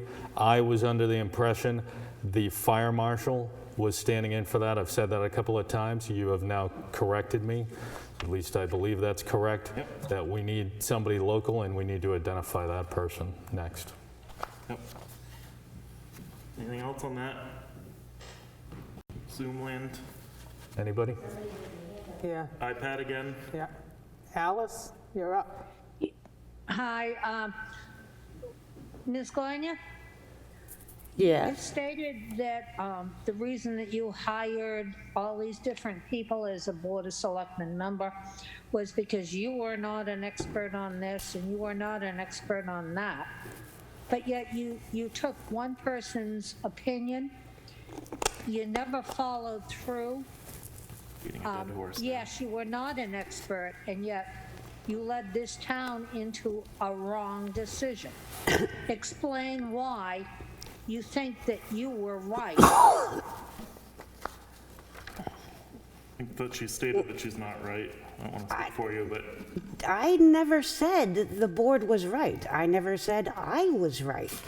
No, you kept. And as Chairman Burrell himself stated, the board makes decisions based on the information it has at the time, and that is what we did. Now, we obviously did not have all of the information that we needed, so the decisions that we made at that time were not good. However, when we did find out that there was information that was not made available to us previously, the board then made decisions to take corrective actions. And it's not me personally, it's not Mr. Burrell personally, it's not Mr. Foote personally, and it's not the other two members who weren't even on the board at the time, but it was a 5-member board that made these decisions. But you are the one that tends to be speaking for the board in making the excuses for all of these wrong decisions that the board made. The board makes some wrong decisions and the board makes some right decisions. The board is human. We understand you're human. We are as well. And we rely, as taxpayers and voters, we rely on you, the board. And I don't understand why you put it on a local building inspector and all of that to put in a fire department's building, which is more than a local building inspector could ever come up with. And yet you never, when you realized that there were problems, you never put it to the voters in a public display, in a public forum, so that the public understood that there was a problem coming up about this, first of all, about the system, and we are now the laughing stock of all of the communities around because you represent us, you spend our money, and now we are in this position that we are required to do something. There's nothing we cannot do. We have to spend this money to make this fire station up to par. And it's all because the board never followed through with their what they were supposed to be doing to represent us.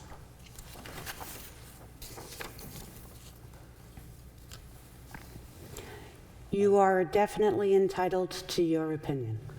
Yes, I know I am. Can we move on? Yeah, anybody else on Zoom with a question, statement, whatever? I just have a few more questions on funding, and then I want to circle back to the exhaust system, exhaust removal system. Matt, I'm sorry, I screwed up my order. All along, you've been saying that that the project cannot go over budget by the voters' vote. That's not the case anymore, obviously. Those are older quotes from 2019, 2020. Yeah, with the information we had at that point. Yeah. There's a $48,000 back in 2019. Nancy, you might be able to give us more information. I don't see any more information on it in the notes. November 5th of 2019, the town received a check for $48,435.13. Do you recall offhand what that was for? Was that the stimulus check that we got? Yeah, from the one state? where we were getting it for 2 years, 2019 and 2020. So that went towards the sprinkler system, correct? Those were accepted and put into the... No, it did not. They went into the unassigned fund? It went into the unanticipated, or the unexpended funds. Okay. Was that for the road We did the thing? warrant article Highway? to do the digitizing of the maps with that money. With that money? Okay, so it wasn't, the bare bottom line, it was not put towards the building? No. Correct. Correct. In the public meeting that we had last time when I spoke in question of the exhaust removal system, and at that time the steel box fan, we'll call it, that's installed in the building that meets building code but not NFPA code, it was alerted to us that it was NFPA compliant, or it was intended for vehicle exhaust removal. And at that time, Ron Lemire was the inspector at the time, and he quoted on here that as part of the final inspections, air pressure balance reports need to be completed with that fan installed. Do we know if those were done prior to the temporary occupancy permit and inspections that were done? I don't know if that's a question for you, or you know if those tests were done, other than walking through the building with the trucks running and a CO detector? No, the only test I did on that ventilation fan, and I did it with the chief, was CO2 readings. With the CO readings in the building. Mm-hmm.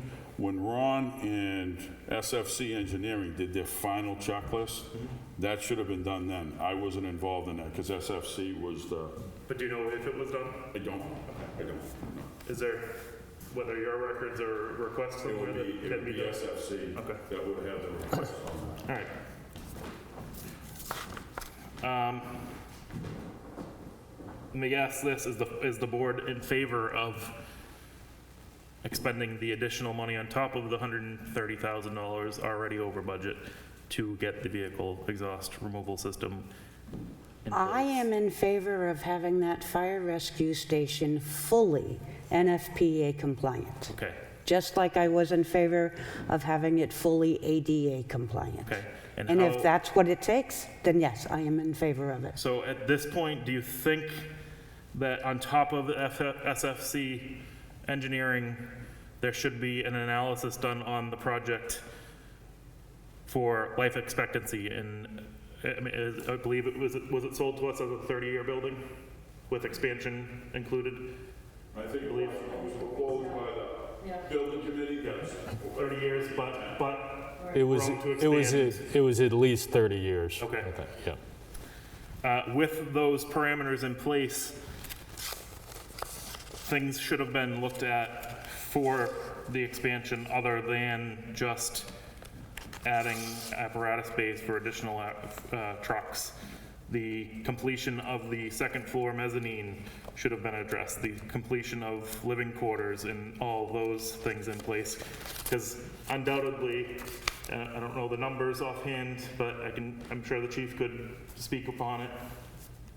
This town eventually is going to need full-time 24/7 coverage.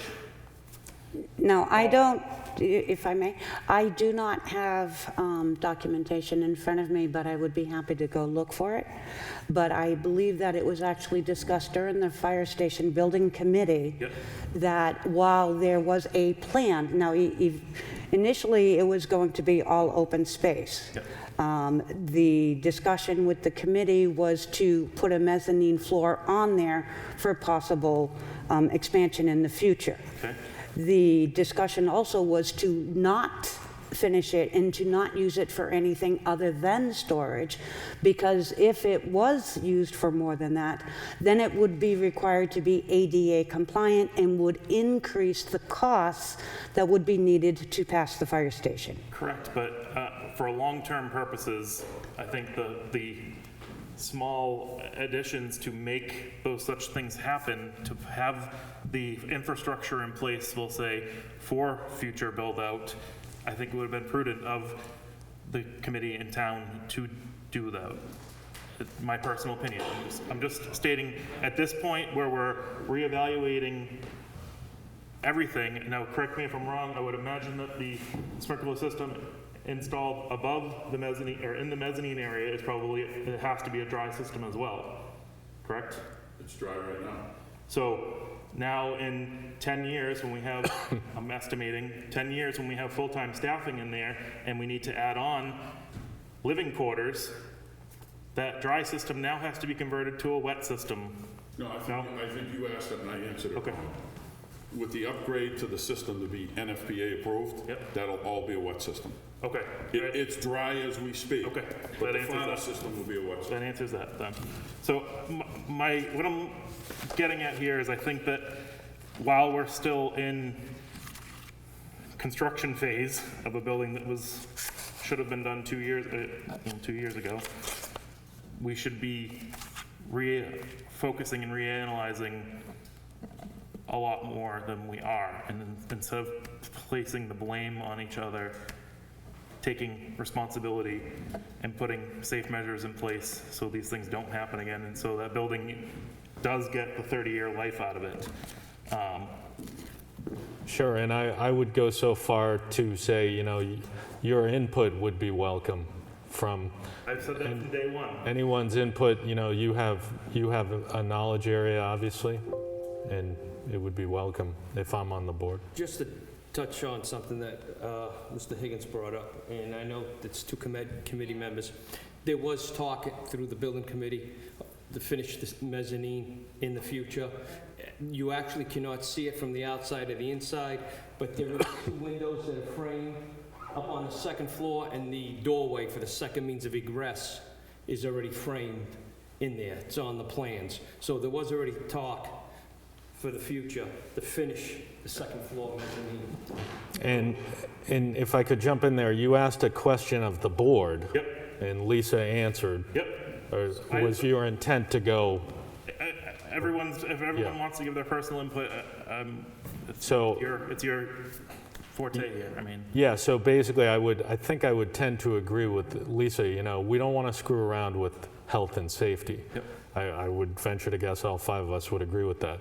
But I think we need to make, if we've learned anything, we need to make a case both to the community and also to the firefighters as to why we need to do that, right? So I think I've already talked to our current building inspector. He's a year in town, so he'd be a place to start because he's coming at it, kind of blank slate. Where I was getting at, does anyone else want to speak upon?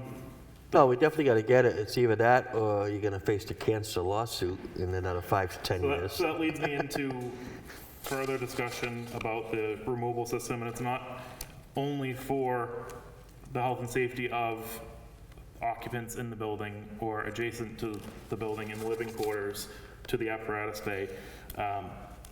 I doubt anyone not in the fire service is familiar with the Lavender Report. Yeah, probably not. No.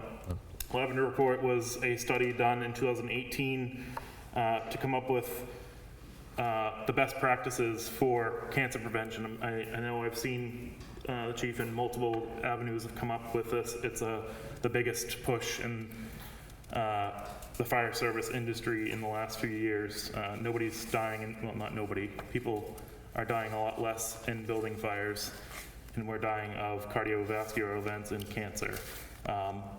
Some of those cardiovascular events are because of undetected cancer, which leads me into their recommendations of the control devices in place. NFPA 1582, Chapter 7 requires that each member that endures into active firefighting duties receives a full medical evaluation, yearly. And it's not is it through Salem? I don't know the name of the company, but that is not a fire service rated medical exam, correct? It is just a general fit for duty exam, correct? I don't remember it off the top of my head, but it's the surrounding communities. Okay. We're doing these. Yep. So if that case meets true, then it's not a full complement firefighter medical exam. The actual exam that is required is vastly more expensive, and I just think that it probably should be looked into for further budgeting. Our new chief in my neighboring town apprised us of that information, so it's just something budgeting next year, it should be looked into. Yeah, please share it with us. Further on, the gear, looping back to the gear, and the gear Ziploc bags, I'm going to call them, are not compliant. Even when the exhaust system, when the exhaust system, exhaust removal system goes into place, it's still not good enough. That gear, according to 1851, needs to be in a separate room, free from UV lighting, free from any contaminants, oils, solvents, etc., whether it's from the diesel exhaust or whether it's from a fuel storage tank or anything that can be exposed. It needs to be in its own room. It needs to be ventilated on its own ventilation system, separate from the living quarters HVAC system as well. Just things that need to be looked into. I'm just, when and if you do hire the outside party to look into. Along with that, 1500, which I think was already brought up at some point, maybe not.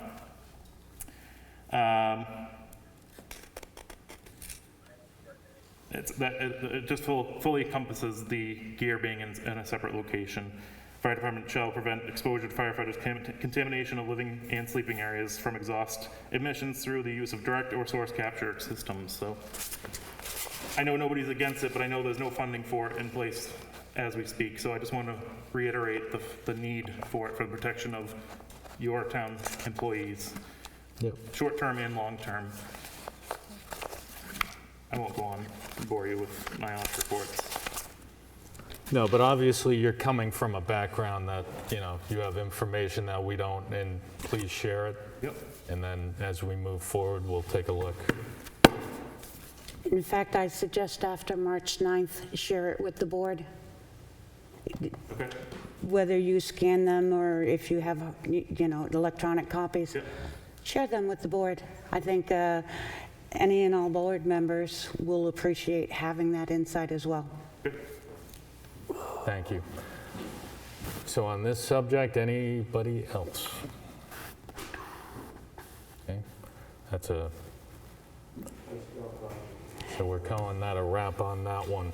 So continuing on with our agenda, and I say this each time, if there are people who are here just for one agenda item who want to leave, we do not take it personally if you leave. but we're going to continue on with our agenda. So I'm going to go with B. Believe it or not, we're only on letter B, and that's okay.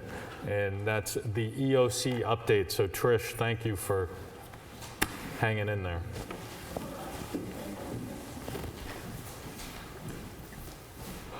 Okay. I'm thinking we might be able to get through most of this pretty quickly. What'd you do? Don't laugh at my face, everybody. Okay. I'd like to say that I fought Rocky Balboa and won, but that's not what happened. I bet you'd win. You should see the other guy. No. Exactly. So I'm going to make this quick. I'm only going to talk about Newton stuff. I'm sure you'll be happy. You don't need me to tell about all the state of New Hampshire numbers. Those are easy. I will tell you a couple of good things, good news for Newton. FEMA has now informed the EOC that we're going to be reimbursed 100%. So everything that all those grants we wrote, the reimbursements last year. I want to see used to Thursday in the meeting. Yeah, notice everyone used leaves to. when I talk. I know, it's not you. Listen, It's you just- guys. Definitely not you. So everything, all those grants that we wrote last year, and we got 75%, and then in some cases, Gopher gave us the balance, the 25%, but in some cases, Gopher didn't. FEMA is now saying we can go for everything that we didn't get 100% on. So I've had to go back, or Larry and I have gone back now to January 1st of last year, and we're submitting paperwork. So that's really good news. That's kind of exciting. They're still waiting on details. They keep telling us every call, you know, we'll give it to you in writing, but we don't have it yet. As far as Newton goes, again, I'm not doing New Hampshire numbers. As of actually yesterday, Newton has 1 to 4 cases. Because it's in that area, they won't tell us a specific because it may violate the HIPAA. So we've got 1 to 4 active cases. Total since COVID started in Newton was 284 cases as of yesterday. For our school district, the high school has 11 kids that have recovered, and the middle school has 2 kids that recovered. One of the most important things that keep coming up on our calls is we've got elderly people actually in town, and Larry's been working really hard on this, that are homebound. They can't get out. They can, you know, do all these things, register for all these vaccines, but they can't get there. So Larry has successfully worked with Seacoast Public Health, and we've actually got a mobile unit that's coming to town to help with Packer Meadows, and we've got, I don't know, 27 or so that have signed up. Actually during this, I just got another call that we took for somebody else, so that's really good. We also have some Newton paramedics that have signed up to assist with dispensing the vaccine in other fixed locations. And FEMA has said, you know, they need help, and so some of our guys have signed up. And the EMDs and the fire departments in those towns where they're doing this have now established a detail rate pertaining to state emergencies to incentivize the paramedics willing to assist the State Department of Public Health. So we are actually working on that. We got something tonight. I don't know, you probably haven't seen it yet. So that's kind of cool. Also during one of our calls, it was actually a fire chief that had this question, and it really took a life of its own on this call. This chief said, everyone in the fire department has had their 2 shots. Why do we still need to wear masks in the station?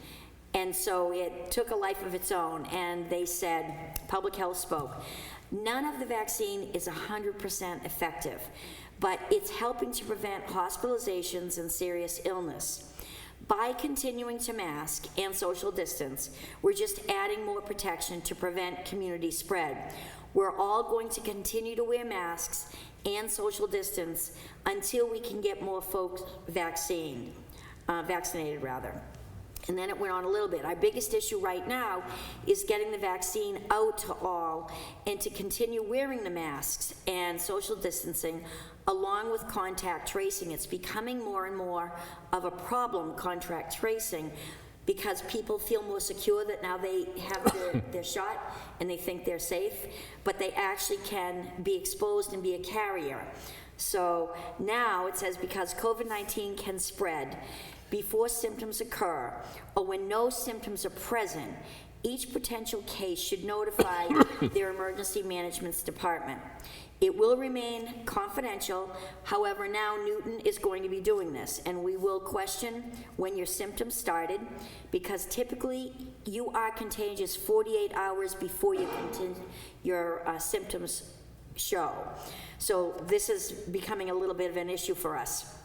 So if we can decide when your first symptom shows, after speaking with you confidentially, then the potential COVID-19 person can notify who they were near those 48 hours before their symptoms started, both at work and out of work. Emergency management is recommended by public health to send out an email, and we've talked about this before. We talked about this last year when we were talking about the log we were going to do. We would advise town hall employees or volunteers that they may have been in contact with someone, no names given, and how they should handle it. It should be handled swift and thorough, again, because we've got issues now. The Newton EOC will remind employees that prompt identification plus the 10-day voluntary quarantine, which hereinafter the public health is just calling it self-quarantine, and monitor your COVID-19 symptoms along with then your contacts so that they know they should check themselves and break the chain of the disease transmission. So far, and this is again for us here in Newton, we've had our department heads that have been great. We've had some issues. We've had employees and volunteers that have come down with COVID. They've come to us and disclosed their COVID-19 status, and we were able to work with them. However, that being said, we have discovered, unfortunately, 3 other Newton employees that did test positive way after the fact, we were told, and it was not soon enough to protect our employees or do any contact tracing. This can't happen anymore. So it's no longer an acceptable practice, and public health is recommending, and Larry and I are working on it. Emergency management will send information to employees and volunteers about the COVID-19 procedure. Anything that's communicated has to be confidential, but it's the only way the public health can work on contact tracing. So we are going to work on that. They ended with saying people are getting braver now that they're getting the vaccine, but reminded that they can be a carrier. So still pay attention to masks and social distancing. And then the last good thing, we just heard this probably when you were just starting your meeting tonight.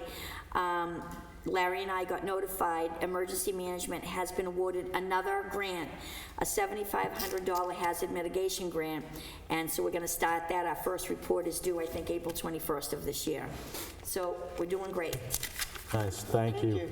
Okay. Did you hear, I only know this from a friend, but I guess at the New Hampshire Speedway this weekend? Yes. Yeah, so if there's any residents, and don't take this as gospel, this is just what I heard. If there's any New Hampshire residents trying to get a vaccine appointment, apparently this weekend, I think Saturday, Sunday, Monday, maybe even at the New Hampshire Speedway, they're doing, it's the Johnson & Johnson one, so it's the... But you have to sign up, you just can't go. Well, exactly. You have to sign up, but all I'm saying is, you know, you hear all these stories with people, it takes a long time to get an appointment. Yes, This one seems Saturday, to be, Sunday, Monday. you know, a little pun intended there. This is a speedier. Yes. Yeah, so thank you, Trish, for that. Okay, so C is transfer station, which I don't think we have the transfer station manager available, but Lisa's got a short update, I think. Yes. Well, the contract is coming due to its end of term. And one of the things the transfer station manager told me that he's planning on doing is he is reaching out to at least 3 companies to see what their rates are going to be, so he's getting a quote, and to see what the rate would be for a 3rd compactor, to actually get an additional compactor in there. So basically it's a, you know, if the board objects, now would be a good time to tell them, but, you know, if the board's in favor of him going forward, then we don't need a motion or anything, we can just say, yes, you're on the right track. Yeah, the time is nigh. Is that what the thing is? So if the contract's coming up, this is the point to see Yes. how we can do better, you know? So I guess he'll come back to us with more information. Do we need to give him further? Nope, like I said, it's only if we had any objections or any changes to his plan, we would need to inform him. But yeah, if the board is good with it, then he can just continue with what he's doing. Great. Everybody cool with that? And we'll get more information later on. All right, thank you for that. And E is tax collector, 2021 yearly contract. D? Is that D? Yes, D. This is for title searches, right? Property searches, deed. D is fire department. Oh, sorry. So this is for Larry then. So fire department town email addresses for employees. Well, that was supposed to be the fire department, but he left. So can, Some of his employees wanted emails. Apparently, he contacted Diane. Did the chief contact you? And it came back that it was too expensive, and they weren't happy with that answer. so I think, Especially with all the right to know acts going on. so They want their private With all email. of the what going on? right to know. Act, whatever. So, I mean, I would look at it this way. I don't think everybody's getting an email address, but I think there are certainly people that need it. So I think we need to, and if the board backs me on this, we can kind of vote to do it tonight, is we need to reach out to every department head and say, you need to identify how many you need, like legitimately, right? Because I would say, and I'm not a firefighter, but I wouldn't think every firefighter needed it, but certainly I remember I got an email from the deputy chief a while back, and it was his personal email, like he should have, you know, and maybe the officers, I don't know, but what do you think, Diane? My only concern is, and I agree that if they do get emails, they can, but you should know that it's, at this rate right now, it's $5 per month per user. But I do have something else in the works to upgrade our security. So it would be $22 a month per user if you go with the upgraded security. The other thing is, what would they use to access their email? Yeah, I know, that's the other question.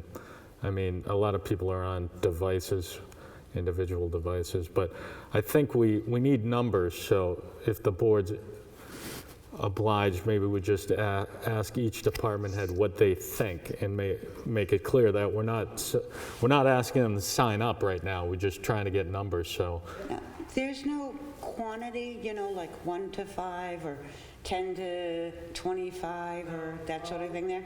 So user-based subscription, okay. But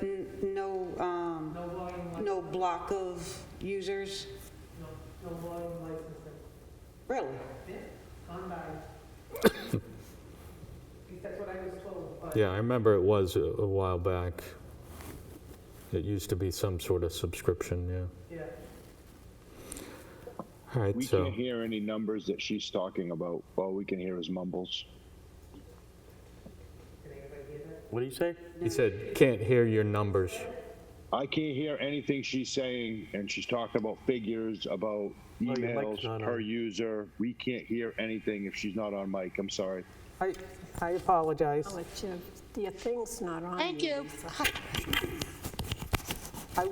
They were asking me my opinion about email addresses for town employees, and I said, Well, you weren't speaking opinions. You were speaking figures.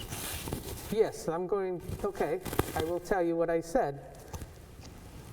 It's $5 per user per month at what we're paying right now.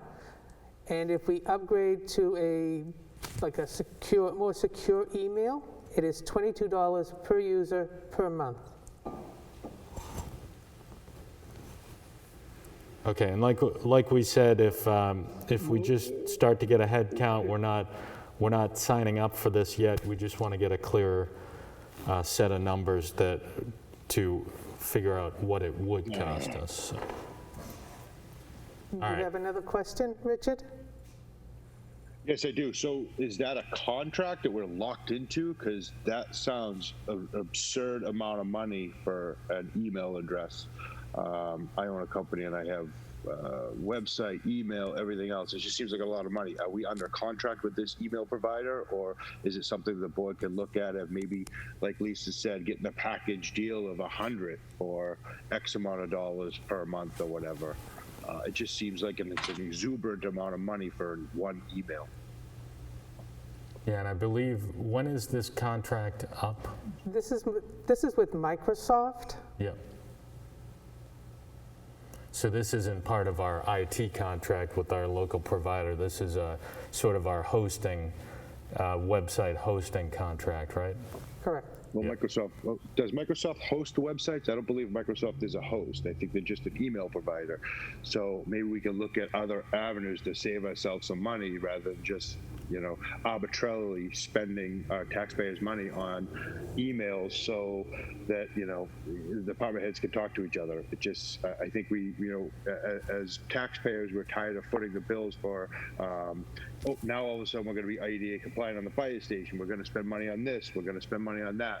Let's be wise and spend our money wisely rather than just arbitrarily spending some money. So I think maybe our IT person could look into that, or someone on the board could look into that, because it seems like that's a lot of money. Yeah, and I think... I agree with you. Yeah, our intention isn't to spend money just to spend money. So we'll get more info. All right.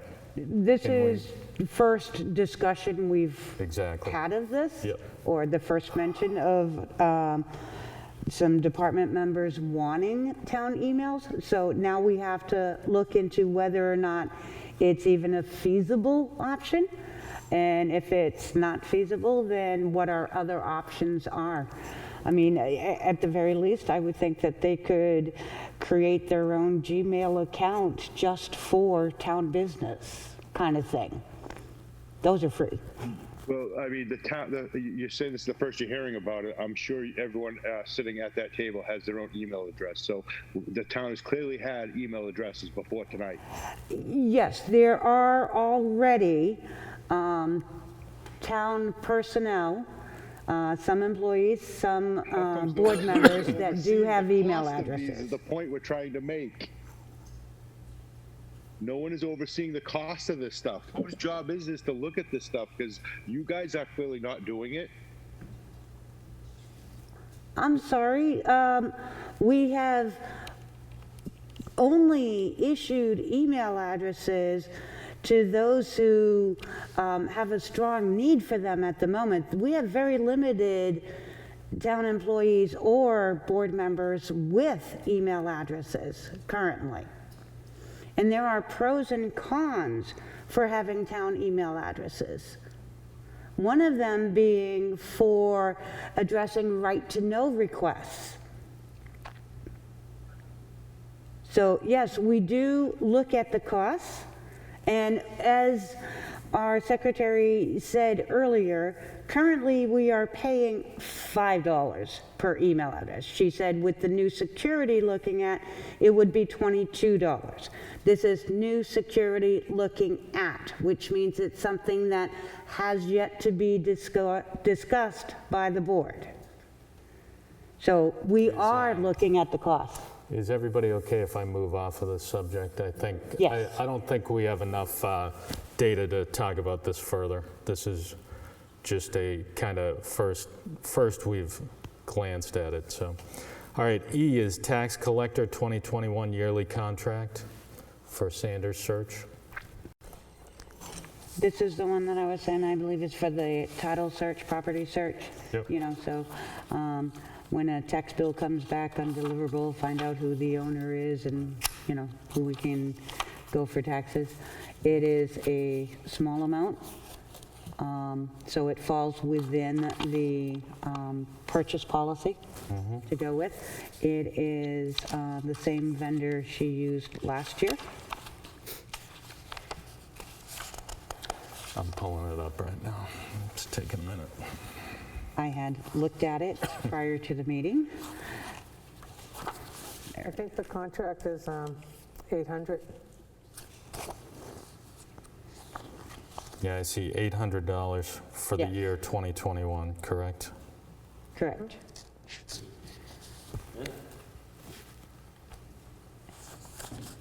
And that is based on a per parcel search rate of $20 with a projected number of searches of 40.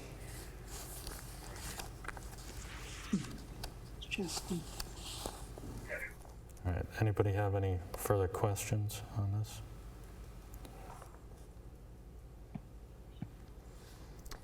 I think you can just have the board, the chairman sign, sorry. So I'm looking at the, And by the way, if we don't do 40 searches, it won't be $800. So I'm looking at the 2020, and that was for 28 searches, so it was less searches. So was the thinking we were busier last year, so this year we need to increase our search capacity? Last year, we didn't, did we do the searches last year? I know with COVID, we delayed the deeding and the liens, and I thought all that because of the COVID stipulations. Yeah, because we're at 28 searches for Yeah, 420 it last says year. here that the projected number of searches is based on the previous year's actual number of liens. I think the governor did delay a lot of that stuff, so that's possible. Yeah. All right, does anybody want a motion to sign this one?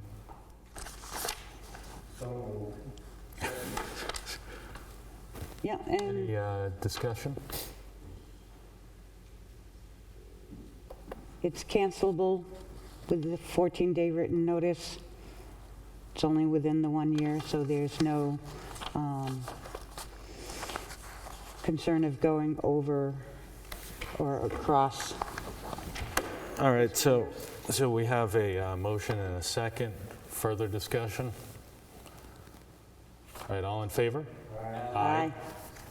Okay, and I think I just lost my agenda on the computer. So March 9th, and I'll do that part now. So March 9th, if people didn't know by now, we'll be voting at the fire station 8 a.m. to 8 p.m. So we have to ensure a quorum of selectmen are at the voting, so. I'll be there. Mr. Chair, I'll be there. Awesome, so you guys are all day? All day, cool. I know Lisa and I will be there all day. Kate, do you have any plans? I'll be there part of most of the day. Okay, so a quorum should be no issue. So we can leave off of that one. And, all right, on to other business, manifests. Do we want to start over here? There you go. All right. I move to sign vendor manifest dated March 2nd, 2021 in the amount of $810,000, $32.11, of which $716,000 goes towards the March Sanborn Regional School District payment. Seconded by Larry. Any discussion? All in favor? Aye.